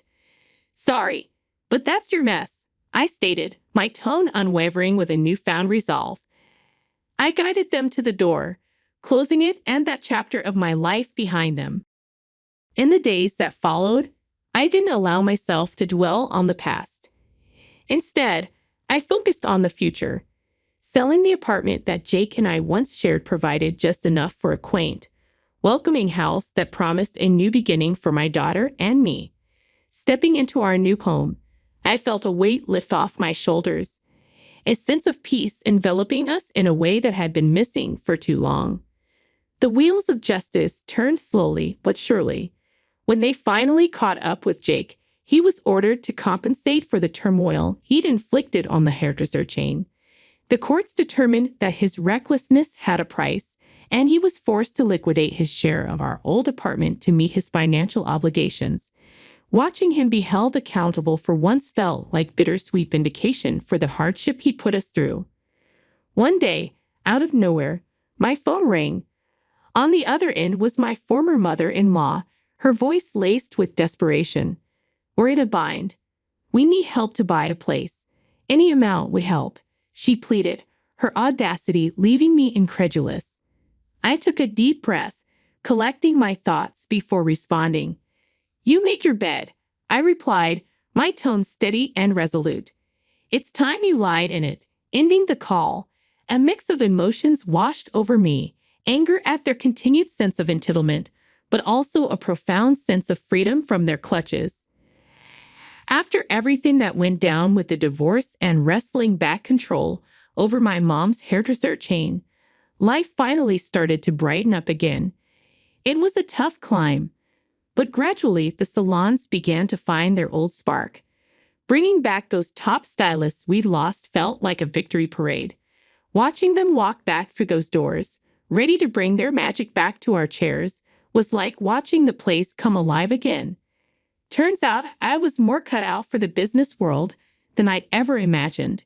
Each day was a new lesson, a new surprise about what I could achieve. If it hadn't been for being cornered by life's cruel twists, I might never have uncovered this side of me. Handling my dad's car oil business was another mountain to climb. For now, I decided to bring in a manager to steer the ship while I got my bearings. It's all yours for now, but keep me in the loop, I told him, making it clear I was still in charge. Once Lily's old enough, maybe around 20, I'm thinking of passing it to her if she's interested. I want her to have options, to choose her path. Meanwhile, I'm dipping my toes into it, learning the ropes. Our new home, just me and Lily, was a haven of peace, a world away from the turmoil we'd left behind. It was small, sure, but it was ours, a place where we could grow, heal, and build something new. Every corner filled with laughter, every nook cradling a memory we were making together. Out in the garden, Lily's laughter was a balm to my soul. "Mommy, when I grow up, I want to be just like you," she'd say, her eyes alight with wonder and admiration. "You're going to be even more amazing," I'd respond, pulling her into a hug. I knew deep down that we were on the brink of something wonderful. Together, we were unstoppable, ready to meet whatever the future held with open arms and hopeful hearts.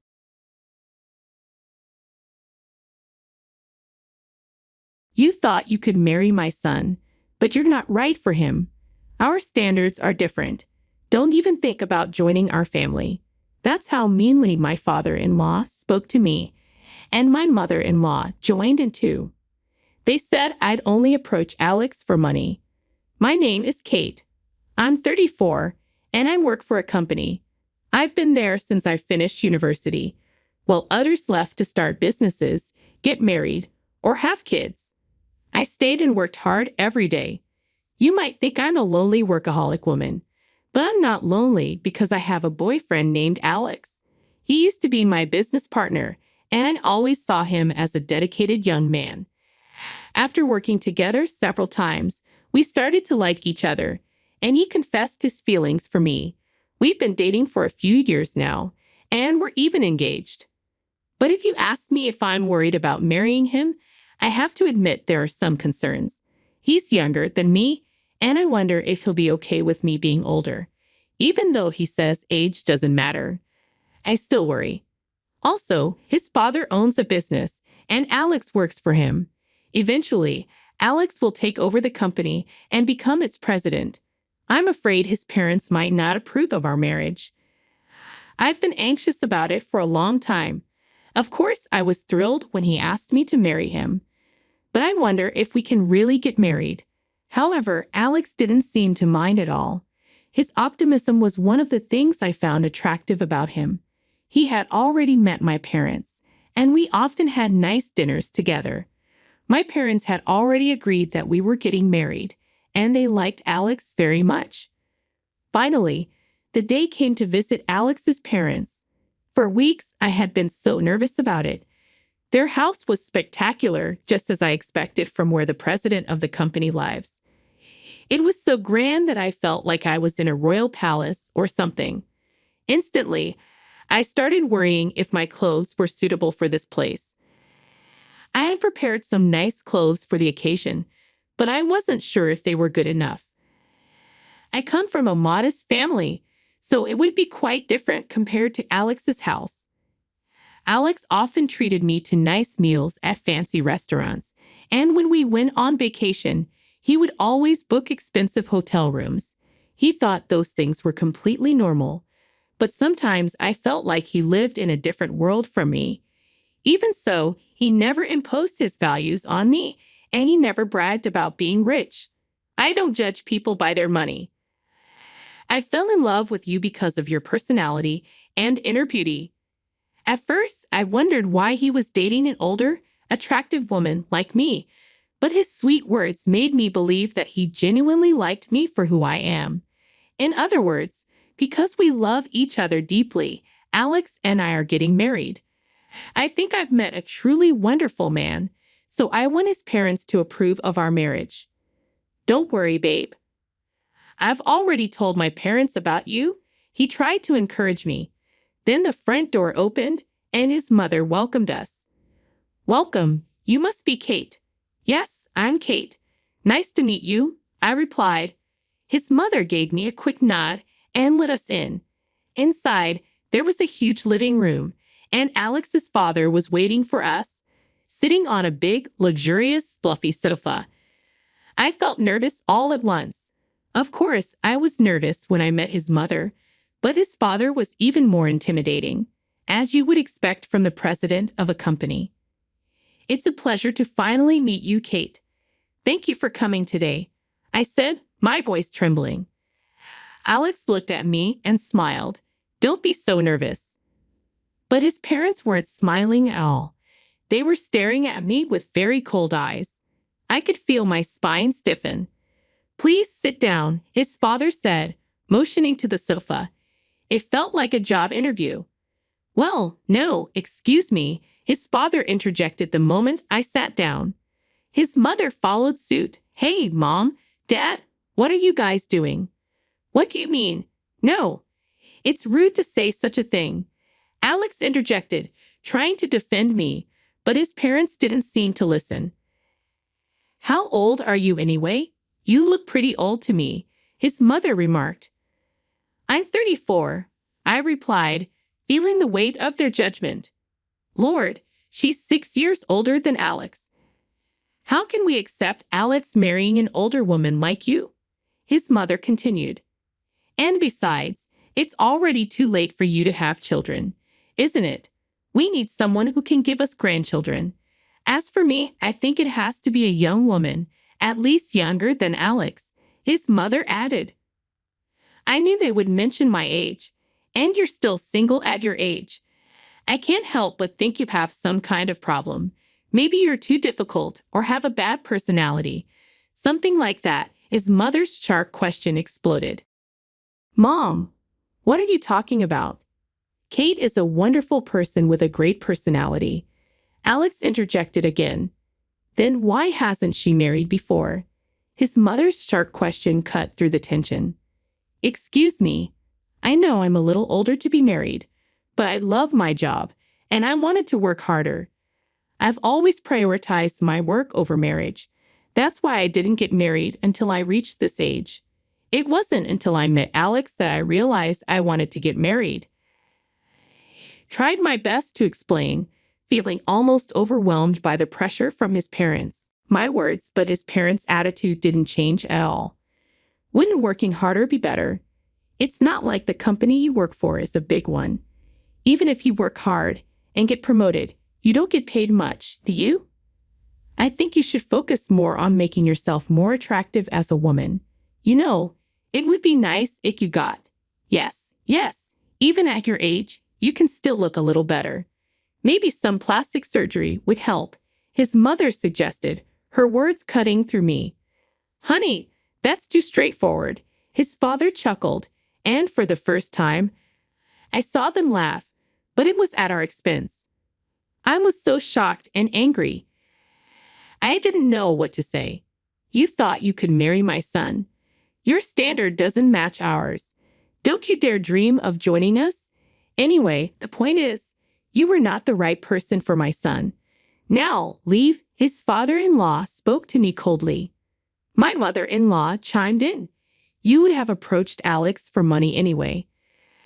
I don't know how you fooled my son, but you can't fool us too. That's enough. You guys can say whatever the hell you want, but it's my life. I'm gonna decide who I'm marrying. Alex tried to defend me, but I stopped him. I see. I understand how you feel, but it's quite impolite of you to say such horrible things to me, despite the fact that we just met. I don't care if you're richer or not. It's not important to me. But if I were to become rich, I definitely do not want to be like you, I said firmly as I stood up. We don't need to have any more conversations, I declared, heading towards the door to leave his parents' house. You've got to be kidding me. Don't you dare insult us, you beggar. We will never allow you to marry my son. I don't want to be related to people like you anyway. His father spat back at me angrily. You're such a disgraceful person. I'd like to see the face of the parents who've raised a woman like you. His father continued to berate me, but I ignored him and left their house. Their attitude was just too much. I walked outside in frustration, and then Alex came running up to me in a panic. Kate, I'm sorry. I never thought my parents would say something like that. I mean, it was a horrible thing to say, but maybe it's a good thing. It would have been a lot more pressure if we got married in that situation. Anyway, I'm leaving them. I'm not taking over Dad's company, And I'm quitting that company too, Alex confessed hurriedly. You shouldn't make such a decision in a rush, I cautioned him. I'm not. I really do love you, Kate. We didn't get together for money, so there should be no problem if I leave the house, Alex reassured me. Well, that's true, but I started to say, but he interrupted me. Let's go to your parents' house and tell them about this, he suggested, pulling my hand and starting to walk. My parents were surprised at our sudden visit, but they welcomed us warmly. While having tea, we told my parents about what happened. My father listened to us without saying a word. Alex, your father's company is called Space C, right? And your father's name is Patrick Smith?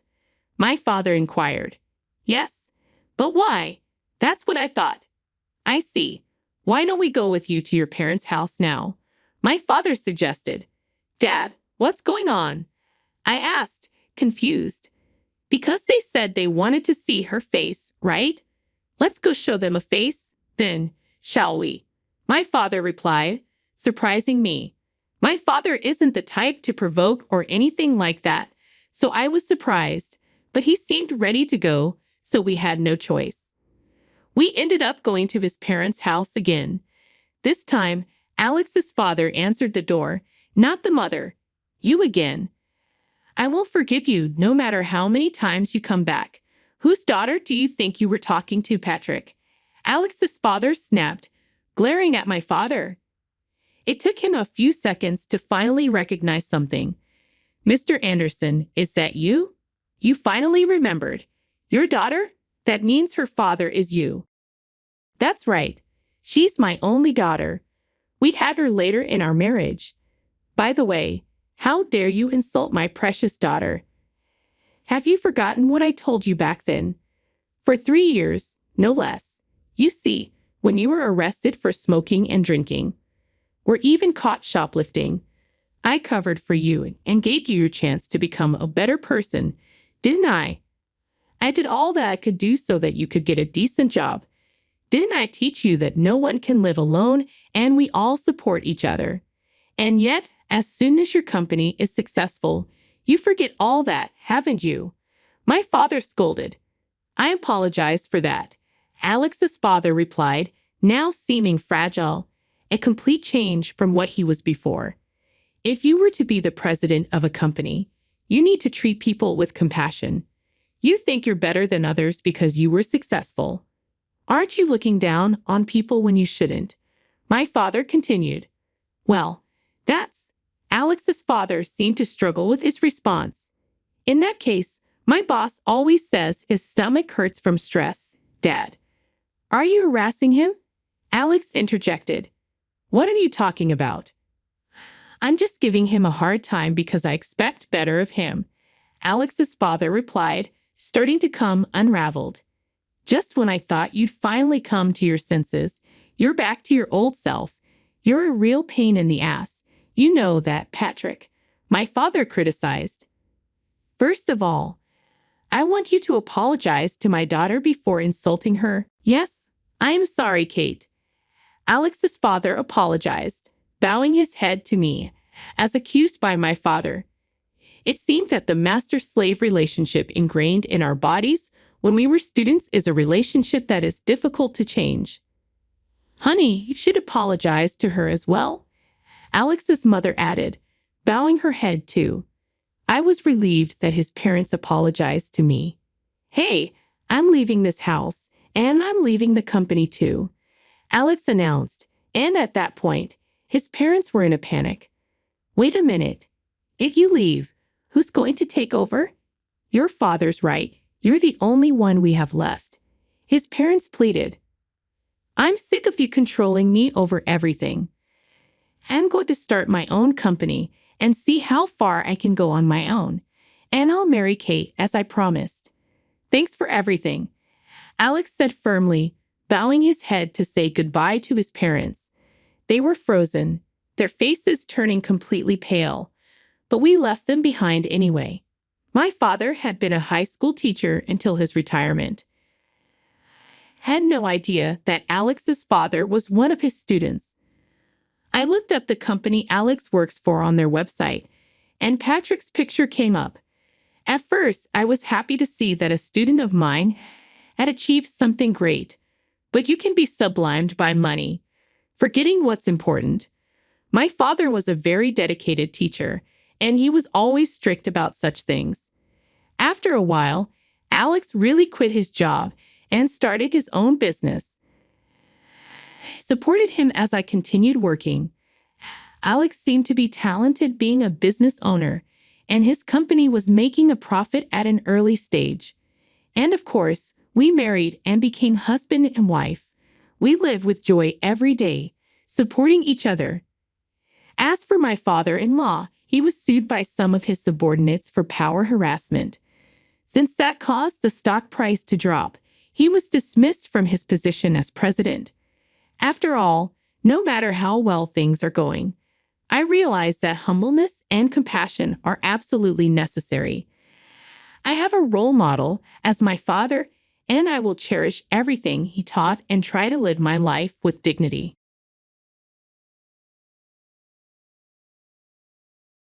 Hello, guys. My name is Michelle, and I'm here to tell you my story. I'm only 28 years old, but I've already been through a lot because of my mother-in-law. This story is about the time she tried to kick me out of my own house. It happened last year, and we're still dealing with the consequences. I'm a small business owner, and I've been married to Logan for 2 years. We met in college when I was 20.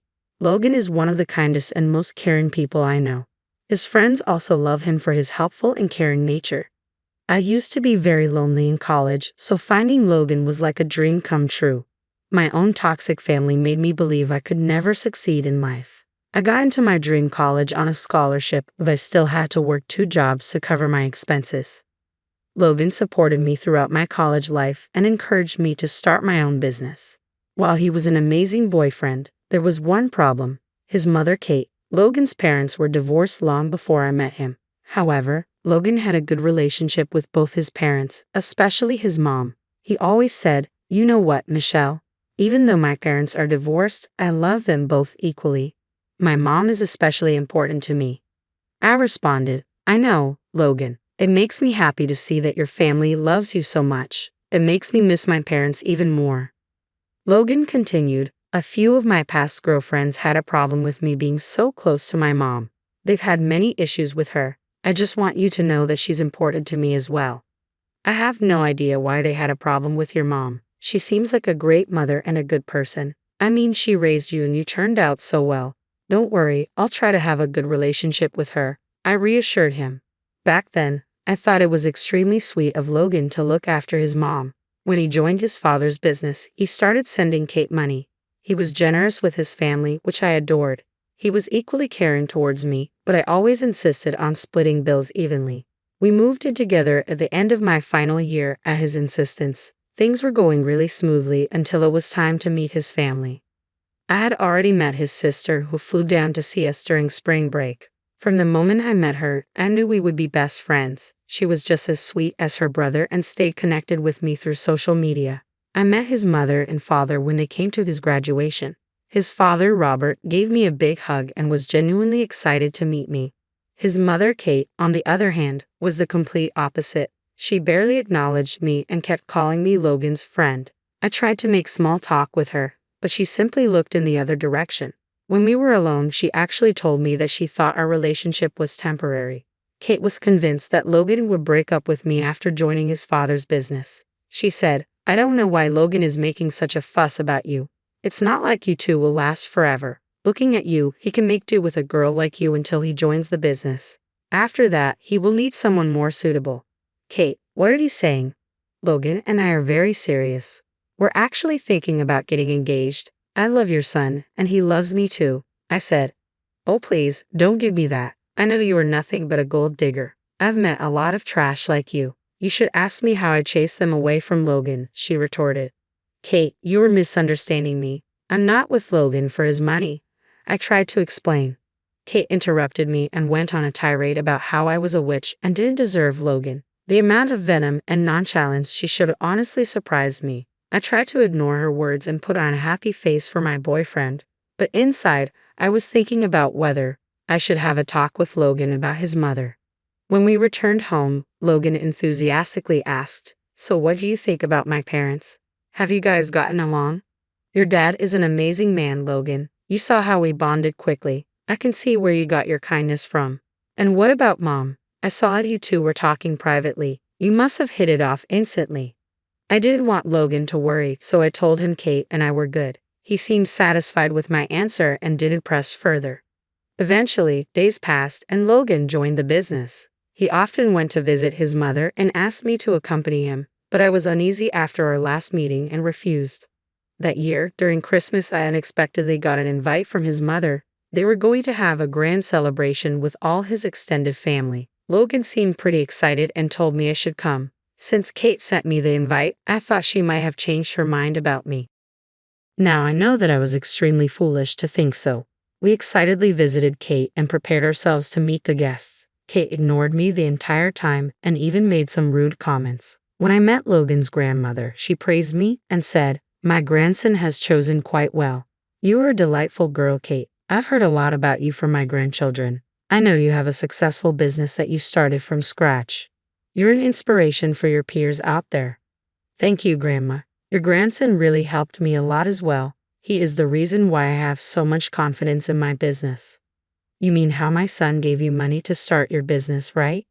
I know you struggled to make ends meet in college. I wonder how much my son gave you for your business. Your parents bailed on you, so you decided that my son would be a good financial replacement." "Kate, what is wrong with you? Michelle is successful because of her own efforts," Logan's grandmother interjected. "I think you were mistaken, Kate. Logan only gave me a small loan when I started. I paid him back the entire loan a few months after opening my business. My family wasn't very supportive, so I had to cut them out of my life. I am with Logan because I love him and nothing else." "That's what all gold diggers say, Michelle. I'm starting to understand why your family abandoned you for good. It would be a shame for anyone to be related to a gold digger like you." I was on the verge of crying and had to excuse myself from the party. Logan found me crying on the porch after some time. He profusely apologized for his mother's behavior and asked me to forgive him. Even his grandmother came outside and comforted me. Kate was inside the house, screaming about how I ruined her Christmas party. Logan's grandmother quickly went back and started berating her for being so mean to me. That shut her up very quickly. I did not want to go back inside. Logan pleaded with me, "Michelle, please let's just go back inside. Please forget what happened. I don't know what has gotten into Mom. I can assure you she won't say anything else, and if she does, I will stop her." "Fine. I will go back inside. But understand this, Logan. I'm going back for you. I don't want to ruin your day." "I know, Michelle. I'm so sorry for everything. Let's go in, and we'll leave early to make it up to you." Since that day, Kate became even more bitter towards me. Logan tried his best to maintain peace, but she refused to be civil with me at all. Sherry even called me to say that Kate was the reason she didn't go to the party. She said, "I saw this coming long ago, Michelle. I'm sorry I didn't tell you sooner. Mom has always favored Logan and neglected me because I'm a girl. I tried my best to gain Kate's love but gave up after suffering for years." "That's horrible, Sherry. I had no idea Kate was such a bad mother to you. Is this why you don't talk to her that much?" "Yes, Michelle. I have no interest in talking to Mom. I am genuinely happier being away from her. I should warn you, though, Logan is a good man, but he tends to be too soft on Mom and her toxic behavior." Sherry's story stayed with me for a long time. It even made me question my relationship with Logan, but I loved him too much to leave. I had no one, and Logan was the best thing that ever happened to me. So when Logan surprised me and proposed, I said yes. At that point, I knew that no matter what, I would always be by his side. We called his family to tell them about the engagement. Everyone was super happy except Kate. She congratulated us but quickly ended the call. Charlotte then called to tell us that Kate had gone ballistic over the news. She said, "I have some bad news for you guys. Mom has absolutely lost it after you announced your engagement. She's calling up every family member, spreading lies about Michelle's character. She wants everyone to pressure Logan into breaking the engagement." "What are you talking about, Sherry? We spoke to her just yesterday. She didn't say anything to me." "Why would she, Logan? She knows you won't listen to her right now, so she's bringing people to her side. Now everyone in your family thinks I'm a horrible woman." I'm pretty shocked by Mom's behavior and don't know what to do, but I'll stand up for you, Michelle. You're going to be my wife. I'll do my best to protect you. Our engagement was almost spoiled by Kate as she tried to get everyone against us. Thankfully, no one paid heed to her and actually supported us instead. Logan was crushed and tried to talk some sense into his mother. He visited her every day and tried to tell her how happy he was with me, but everything fell on deaf ears. She cried and screamed about how he doesn't love her and wants to marry a gold digger. I was getting annoyed by her constant taunting. Finally, Logan and I sat down to discuss what we should do about Kate. Logan, your mom's behavior is seriously wearing me down. I just can't take it anymore. Sooner or later, you will have to do something about this, I said. I'm so sorry, Michelle. I'm apologizing on her behalf. I promise that I will distance myself from her. She is my mom, so I don't want to cut her off, Logan replied. I understand, Logan. Kate might be nasty to me, but you can't just let her go. However, we need to go low contact for a while. Logan then talked to his mom about our decision. Thankfully, Kate stayed away from all wedding preparations. However, she was busy telling everyone how bad I was and how her son was a lost cause.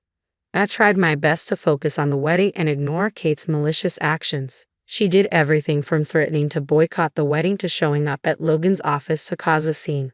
When nothing worked, she set her sights on our wedding. She called up our venue and canceled the date, pretending to be me. The venue, unfortunately, went along with it and canceled the booking. We tried our best to negotiate with them, but they refused to give back our deposit. They were willing to refund the money only if we pressed charges against Kate for impersonating me. Logan, as usual, did not want this to happen. He said, "Please, Michelle, don't make me file a report against Mom. I can do that. You have to understand."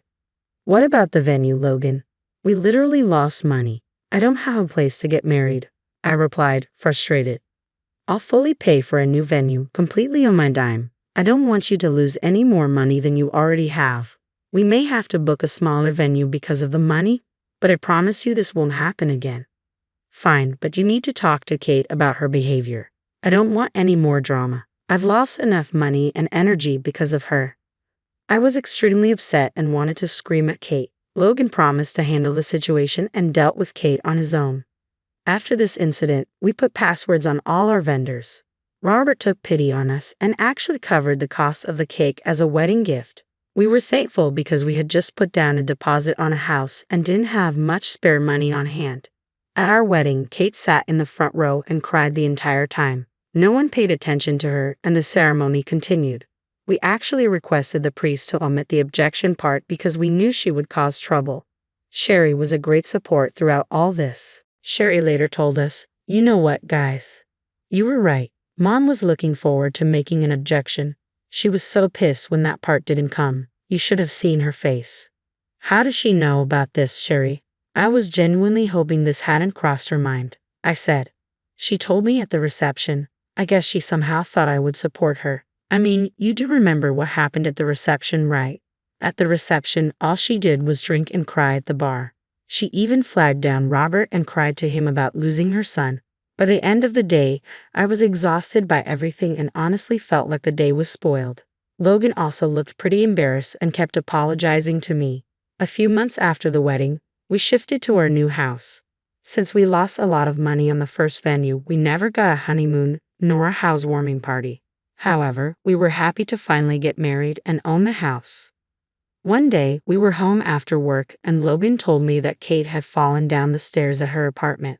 She apparently had a sprained ankle and needed someone to help. Logan informed me that he told Kate she could stay with us until she got better. I was again pissed because he didn't even consult me before making the decision. He didn't even hear my side and rushed to get Kate from her apartment. I prepared the guest room, feeling defeated and hurt. When Kate came to our house, she immediately started to cry about how Logan was spending too much money on me and forgetting his duty towards her.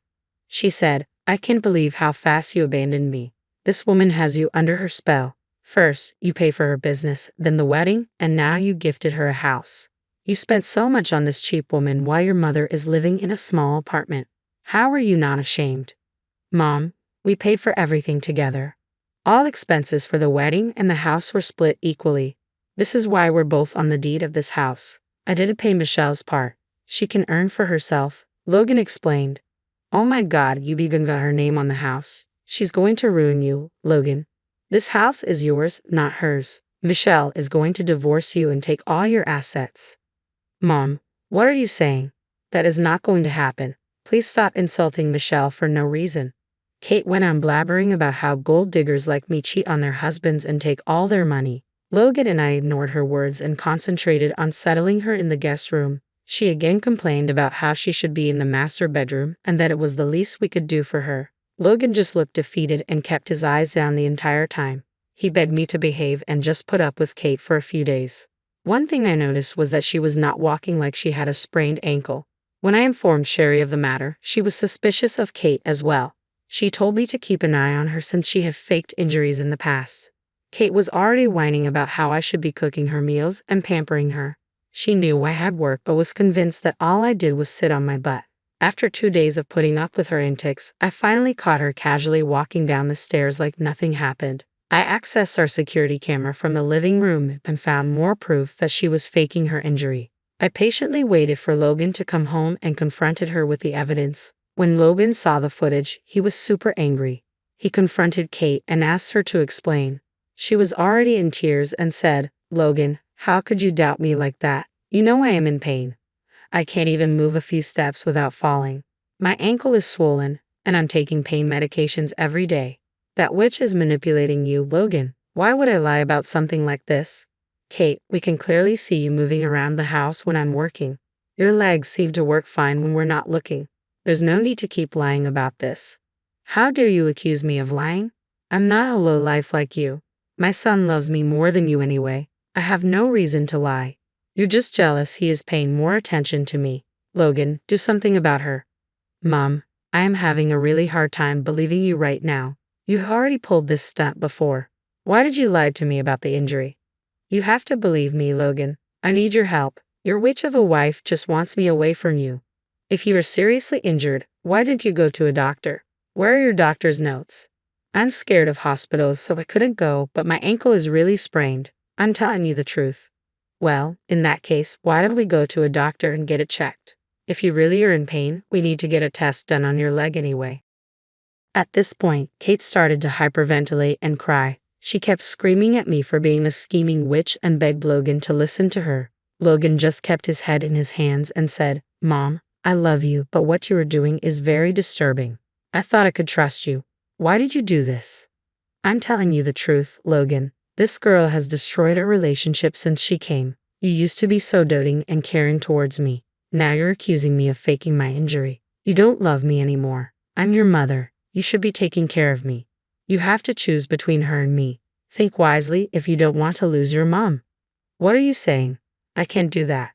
I'm never going to see your face again if you don't divorce this witch. She is a snake, and that is exactly why her family abandoned her. You're wasting your time on a gold digger who doesn't love you. She is just using you for money.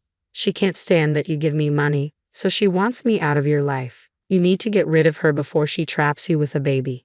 You need to decide today, Logan." Kate went on and on about how I deserved to be mistreated by my family. She said so many hurtful things that I started to cry. I couldn't take it anymore. Logan looked at both of us and then rose from the couch. He went upstairs and returned with packed suitcases. When she saw this, Kate started to smirk at me. I was too upset to even look at Logan. When Logan finally reached us, I saw that he was carrying Kate's bags instead of mine. Kate looked shocked and started to sob.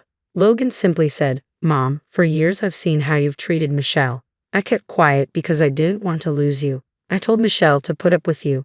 You kept calling her names and even tried to sabotage our wedding. Still, I thought you would change and accept her as your daughter-in-law. Clearly, I was wrong. Logan, I only wanted the best for you. You have to understand that Michelle's plan is working against us. I'm your mother. You cannot kick me out." "Enough, Mom. Michelle has already been through enough. You attacked her character and achievements. You were cruel enough to talk about her family. I had enough. I'm done with you. Take your bags and get out." "Logan, you can't do this." "I am ashamed I hadn't stood up for Michelle for so long, but I'm going to fix this now. She is my future, not my manipulative mother who destroys my relationships. Get out and don't come back here." Kate kept sobbing and clung to Logan for dear life, but he paid her no heed. He simply removed her from his arms and escorted her out. He came back and comforted me because I was still crying. Logan profusely apologized to me and promised that things would change. I was just mad at him because he had never kept his promise before. After Kate left, Logan spent the next few weeks making it up to me. He blocked Kate and everyone who tried to advocate for her. Robert called him and gave him a stern scolding for letting Kate hurt me for so long. Sherry was also pretty angry with Logan. He slowly realized how he had been pushing others away to accommodate Kate. He had to undo a lot of damage that Kate had caused in his life. We both started going to personal and couples therapy. He has come to recognize that Kate is a narcissist and only wanted control over him. Our relationship has improved a lot, and we are happier than ever. Hopefully, Kate will stay away from us. Logan is contemplating a restraining order if she doesn't. All in all, things are good and we are finally happy.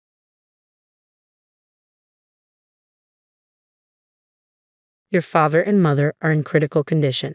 You need to cut your trip short and come home immediately, I pleaded desperately to Tyler. But Tyler's response was heartless. I'm on a trip with my colleagues. Handle it on your own.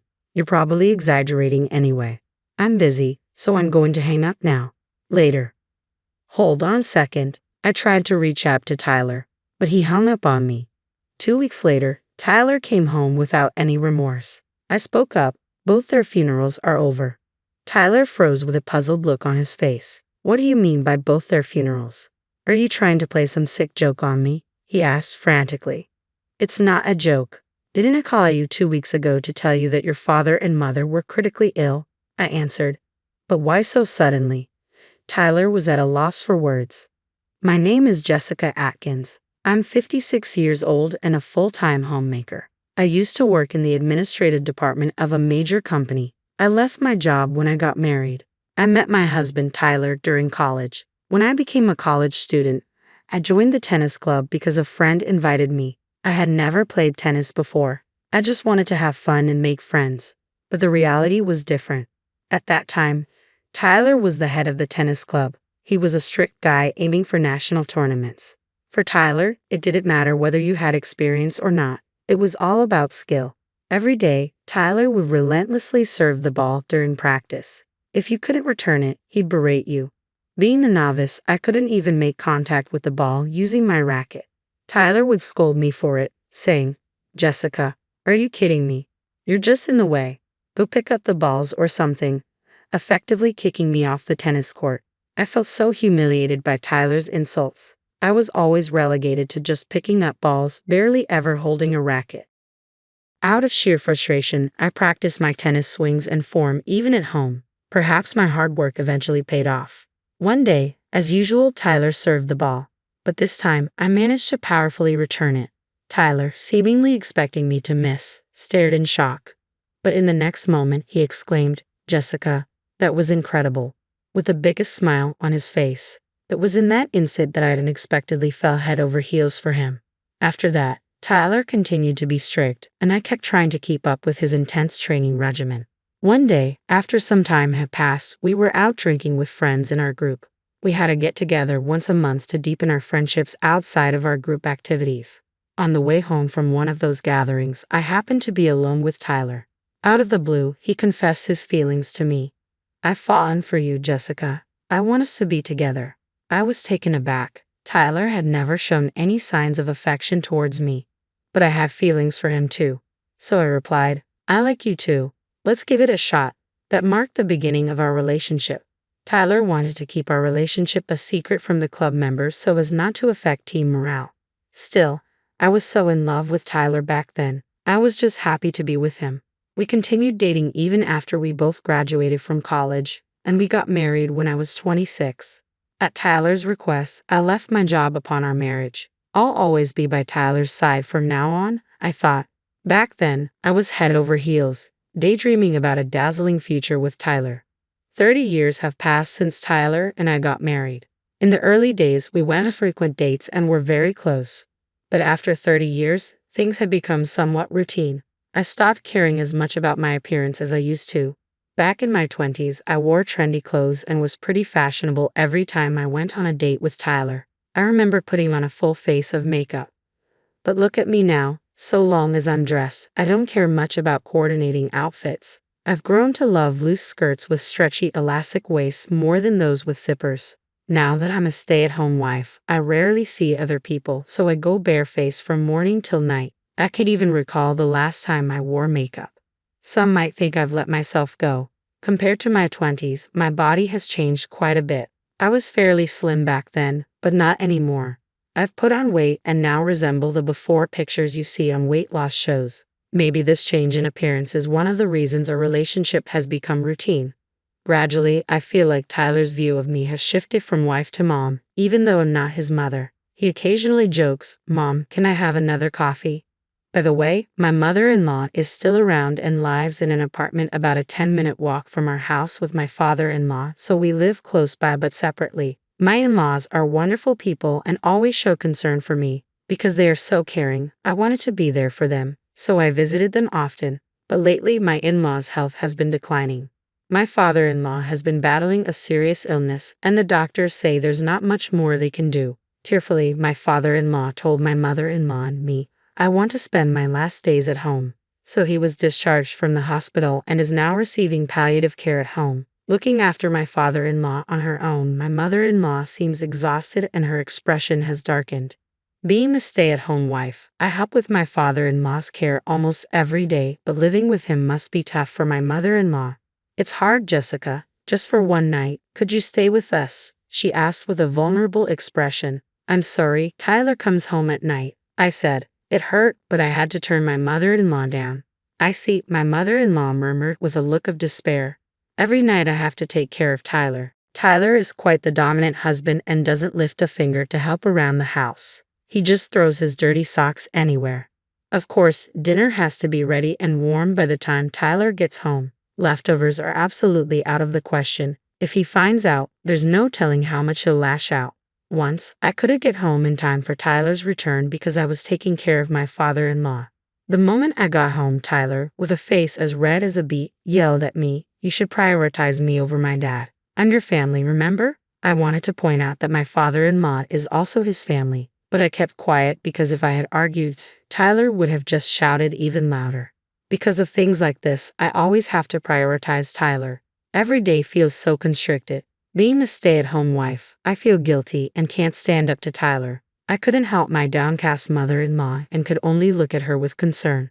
Lately, Tyler's been coming home late a lot and never lets me know. Sometimes he even comes home on the last train. Today too, Tyler got home past midnight. "I'm back," Tyler greeted me cheerfully. His face was red and he seemed a bit tipsy. "Did you go out drinking again? You've been coming home late a lot lately," I said, holding the bag Tyler handed me. "It's my money, and I'll spend it however I want. You're just a stay-at-home wife, so you should just obey me," Tyler retorted gruffly. "But don't you think it's too frequent? Who are you going out with every time?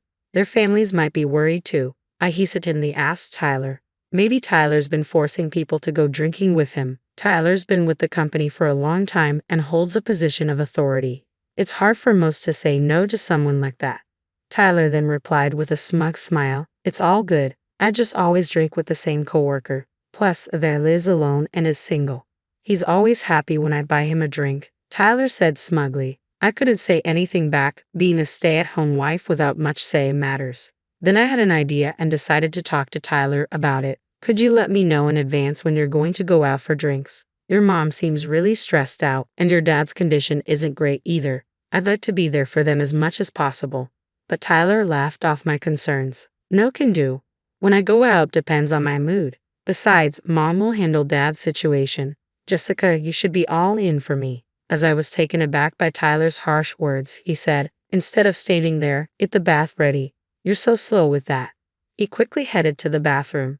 "Yes, I'm sorry. All I could do was respond like that." Then one day, Tyler suddenly told me, "I'm going to go on a trip for 2 weeks from next week." While I stood there in shock, Tyler cheerfully flipped through a guidebook, pondering what he'd eat. He was planning to go to Australia. Regaining my composure, I asked Tyler, "Why the sudden international trip? What about your job? And I don't even have a passport." Tyler seemed a bit annoyed with my questions. "I got a bonus, so I thought I'd just go for it. I've already requested PTO from work and I'm not going with you, Jessica, so you don't need a passport, right?" Tyler answered nonchalantly. I hadn't even had a proper honeymoon since we got married. Who are you going with? I asked. Even for day trips, Tyler would say it's a waste of money and never took me along. Now, this sudden international trip seemed suspicious. I stared intently at Tyler. I'm going with a guy from work. Now get dinner ready already, Tyler retorted. I realized it would be challenging to press him further. Tyler probably wouldn't answer me if I continued to ask and might even snap at me. Though I felt frustrated, I reluctantly started preparing dinner. That day, Tyler left for his trip early in the morning. By noon, I found myself frantically calling Tyler. What do you want? I'm about to board a plane for an international trip. Read the room, Tyler snapped as soon as he answered. My in-laws are in critical condition. Please cancel your trip and come home immediately. I pleaded with Tyler desperately. If he hadn't boarded the plane yet, there was still time, or so I thought. But Tyler's response was cold. I'm on vacation with my colleague. Handle it yourself. You're probably exaggerating anyway. I'm busy. Going to hang up now. Bye. Wait a second. I tried to reach out, but he hung up. No matter how many times I called back, he didn't answer. You'll regret this, I whispered to myself. 2 weeks later, Tyler walked in cheerfully carrying a large suitcase. I'm back, he said. I approached the unapologetic Tyler and said, both their funerals are over. What? Tyler looked puzzled as if he didn't understand. What do you mean by both their funerals? Are you playing some kind of sick joke? Tyler, clearly panicking, questioned me. I sighed deeply at Tyler's flustered demeanor. It's no joke. Don't you remember I called you 2 weeks ago telling you your parents were critically ill? I replied. But why all of a sudden? Tyler trailed off, unable to find the words. I found myself sitting on the floor. When I went to visit your parents, they both had collapsed with pale faces. I called an ambulance in a panic, but the doctor said they were both in critical condition. Your dad needed care for a while now, and your mom had been looking unwell recently. Just a series of unfortunate events, I guess, I explained to Tyler with a detached tone. I'm truly heartbroken that my in-laws ended up like this. I was visiting them almost every day and still couldn't save them in time. To this day, I regret not going to their place sooner. But right now, I'm just so angry at you, I said, my voice shaking with emotion. They were your real parents, yet you chose yourself over them until the very end. No matter how much I pleaded, you always prioritized yourself. Remembering the tired look on your mother's face just makes me even angrier. Tyler, with a grim face, remained silent. He probably can't come to terms with reality. I decided to press Tyler further. It's your fault, isn't it? Choosing a trip with your colleague over your own parents. Did you enjoy your vacation? I asked with a sly smile, but Tyler just stayed silent, so I decided to put a bit more. Well, I guess a trip with your lover is fun, right? 2 weeks seems a bit long though, I said. Tyler, as if resigning himself, began to talk. You knew? Yeah. I've been seeing Baker from work. She's over a decade younger than you, and she comforts me. It seemed Tyler was indeed cheating. His recent late nights were probably because of his affair with this Baker. As I stayed silent, Tyler, thinking I had accepted his confession, began to talk more. Baker is nothing like you. She has a slim figure, is beautiful, and she has a job. You're nothing compared to her, Tyler said, clearly proud of himself. Not caring at all, I responded nonchalantly. He seemed to forget he had asked me to become a stay-at-home wife after we got married. Then, as if he had an idea, Tyler made a suggestion. That's right. Now that my parents are gone and there's no one to oppose a divorce with you, and I can live here with Baker. So leave right now. I was flabbergasted by Tyler's words. Up to now, I've been a stay-at-home wife, always deferring to whatever Tyler said. I had no regular income of my own, and part of me lacked the confidence to move out and support myself. But after seeing Tyler prioritize a trip with his mistress over his critically ill parents, I didn't want to be with him anymore. Fine, I'll leave right now. Goodbye, and with that, I packed a minimum amount of stuff and left the house. A week later, I started staying at a budget motel. My husband Tyler called my cell. Hell, as soon as I picked up, Tyler jumped in. I can't find the checkbook at home. He sounded pretty panicked. However, I left all the statements under Tyler's name at the house. Of course, that includes the bank book where Tyler's salary gets deposited. The only checkbook I took is in my name. Did you check properly? As soon as I said that, Tyler shouted, It's the checkbook in your name. That account had a pretty good amount of money, right? It's a joint property, so half of it's mine, isn't it? After recklessly spending on trips and whatnot, I couldn't believe Tyler was now bringing up joint property. Holding back a heavy sigh, I calmly responded, "The money in that checkbook is from gifts I received from my family and savings from when I was single, so it doesn't count as joint property, you know?" Tyler, sounding frantic, replied, "That's a problem. I nearly spent all of my last month's salary and bonus on the overseas trip. I thought I could cover the shortfall in our living expenses by withdrawing from your account. Up until now, I kept my checkbook in a drawer where Tyler could easily see it. I had no intention of hiding it from Tyler, so he must have sneaked a peek at the balance. I've moved out, Tyler, so I have no idea about your living expenses. Maybe ask for an advance on your paycheck." I firmly declined Tyler's request. Then I added, just to give Tyler a heads up, "By the way, you might want to assume that there's hardly any inheritance from your parents. They were living on their pensions, and with the costs of your father's care, they were barely getting by. And you better clear out their rented apartment soon, or you'll be paying rent every month." My in-laws had been living in a rented apartment, barely making ends meet with the rent and the costs of caring for my father-in-law. Somehow, my mother-in-law managed to save and get by each month. I reckon she had her share of worries and stress. "You're kidding." Tyler sounded shocked over the phone, so I decided to give Tyler the final blow. "I have no responsibilities to help you out. You are on your own," I declared cheerfully. "Why?" Tyler's voice was full of disbelief. "Tyler is already struggling with money, and he's probably panicking. Moreover, he's lost my in-laws and has no one else to turn to. I've already lost my real parents. How can you be so heartless? Are you some kind of monster?" Tyler cried out, venting his frustrations at me. Despite having kicked me out with no income, he seemed to have forgotten that. I have no sympathy for Tyler, who's lost so much. It's all Tyler's fault, so I laughed and replied, "Well, you cheated. Don't expect me to help you out after what you have done." Hearing the word cheated, Tyler flinched. "I don't want to ask the company for help. If the company finds out about Baker and me, it'll be a disaster." Tyler's voice was shaky, but it was not my concern. "I don't even know the face of Baker. It's you and Baker who did wrong in the first place, right?" I challenged Tyler. "I hope they both lose their social credibility. I've got nothing left to lose. Whatever happens to them, it's none of my business. It's all my fault. Just help me out this time, please," Tyler pleaded with a voice full of desperation. "No way. You're going to regret this big time." I told him that and ended the call with Tyler. Tyler and I eventually got divorced. At first, Tyler was reluctant to agree to the divorce, mainly because of the financial issue, but in the end, he was persuaded by the lawyer I hired and signed the divorce papers. Tyler always acted arrogant in front of me and my in-laws, but was very submissive in front of others. He's the kind who's all bark and no bite. That's probably why Tyler couldn't stand up to a professional like the lawyer and ended up being told what to do. Our properties will be split equally, all thanks to my lawyer. Tyler had almost exhausted his savings on a trip abroad with Baker, so he was tight on cash.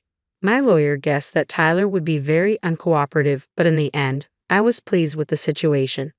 Now, about what happened afterward, it seems Tyler is living paycheck to paycheck, having difficulty supporting himself. On top of that, he had additional expenses like cleaning out and paying rent for the rental apartment of my in-laws, and apparently, he got dumped by Baker. Initially, Baker was very ambitious and got close to Tyler for her own career advancement. After our divorce, the affair was exposed, and Tyler got demoted. It seems Baker got transferred to a remote branch. If Director Atkins is getting demoted, I don't need him anymore. Thanks for everything, that's what was said. And Tyler got dumped. Though Tyler got demoted, he didn't get transferred within the company, so he seems to be feeling out of place and uncomfortable now. Being dumped by Baker and all alone, Tyler has contacted me through my lawyer. "I messed up. I broke up with Baker, so I wanted a shot with you." That's what I heard through the attorney. Since I've already blocked Tyler's calls, it seems like his only option is to relay messages through the lawyer. Knowing Tyler's usually timid nature, the fact that he's pleading with a lawyer like this tells me he's really backed into a corner. On top of that, he's been saying things like, "I'm seriously out of money right now. Can you lend me some from your savings back when you were single?" Making demands that don't benefit me in the slightest. Even the attorney seemed taken aback by this and related it to me with a chuckle. "I guess Tyler's going to have a tough life from here on out." Frankly, I hope he continues to struggle and squirm. By the way, I got in touch with Baker through the lawyer, and she responded in a very respectful way. I was told through the lawyer that she said, when I was with Mr. Tyler, my expenses were quite low, so I had fun with his money. But it did not last long. Please tell her I deeply regret everything. It seemed she was never really interested in Tyler, just his position. Tyler was head over heels for Baker, and to see him ruin his life over it is quite pitiful. Thinking of Tyler's misfortune made me smirk. Since then, I've decided to get back to work. Would you believe it? I took a part-time job at a convenience store. It's my first time in customer service, but it's surprisingly fun. I was initially worried about being on my feet all day, but once I started, time just flies and it's a blast. Beyond working the register, there's ordering products, frying snacks, and a lot more to convenience store work. I even get to use my housekeeping skills with the cleaning tasks. I've heard from the manager that if I work hard, I could become a permanent employee. Apparently, there have been others like me who made the transition. Being in my 50s is like being at the halfway point in life. Being divorced, I initially thought my future was bleak, but even at this age, I'm discovering new things and having a ball. I want to keep looking forward and keep on moving. That's how I feel right now.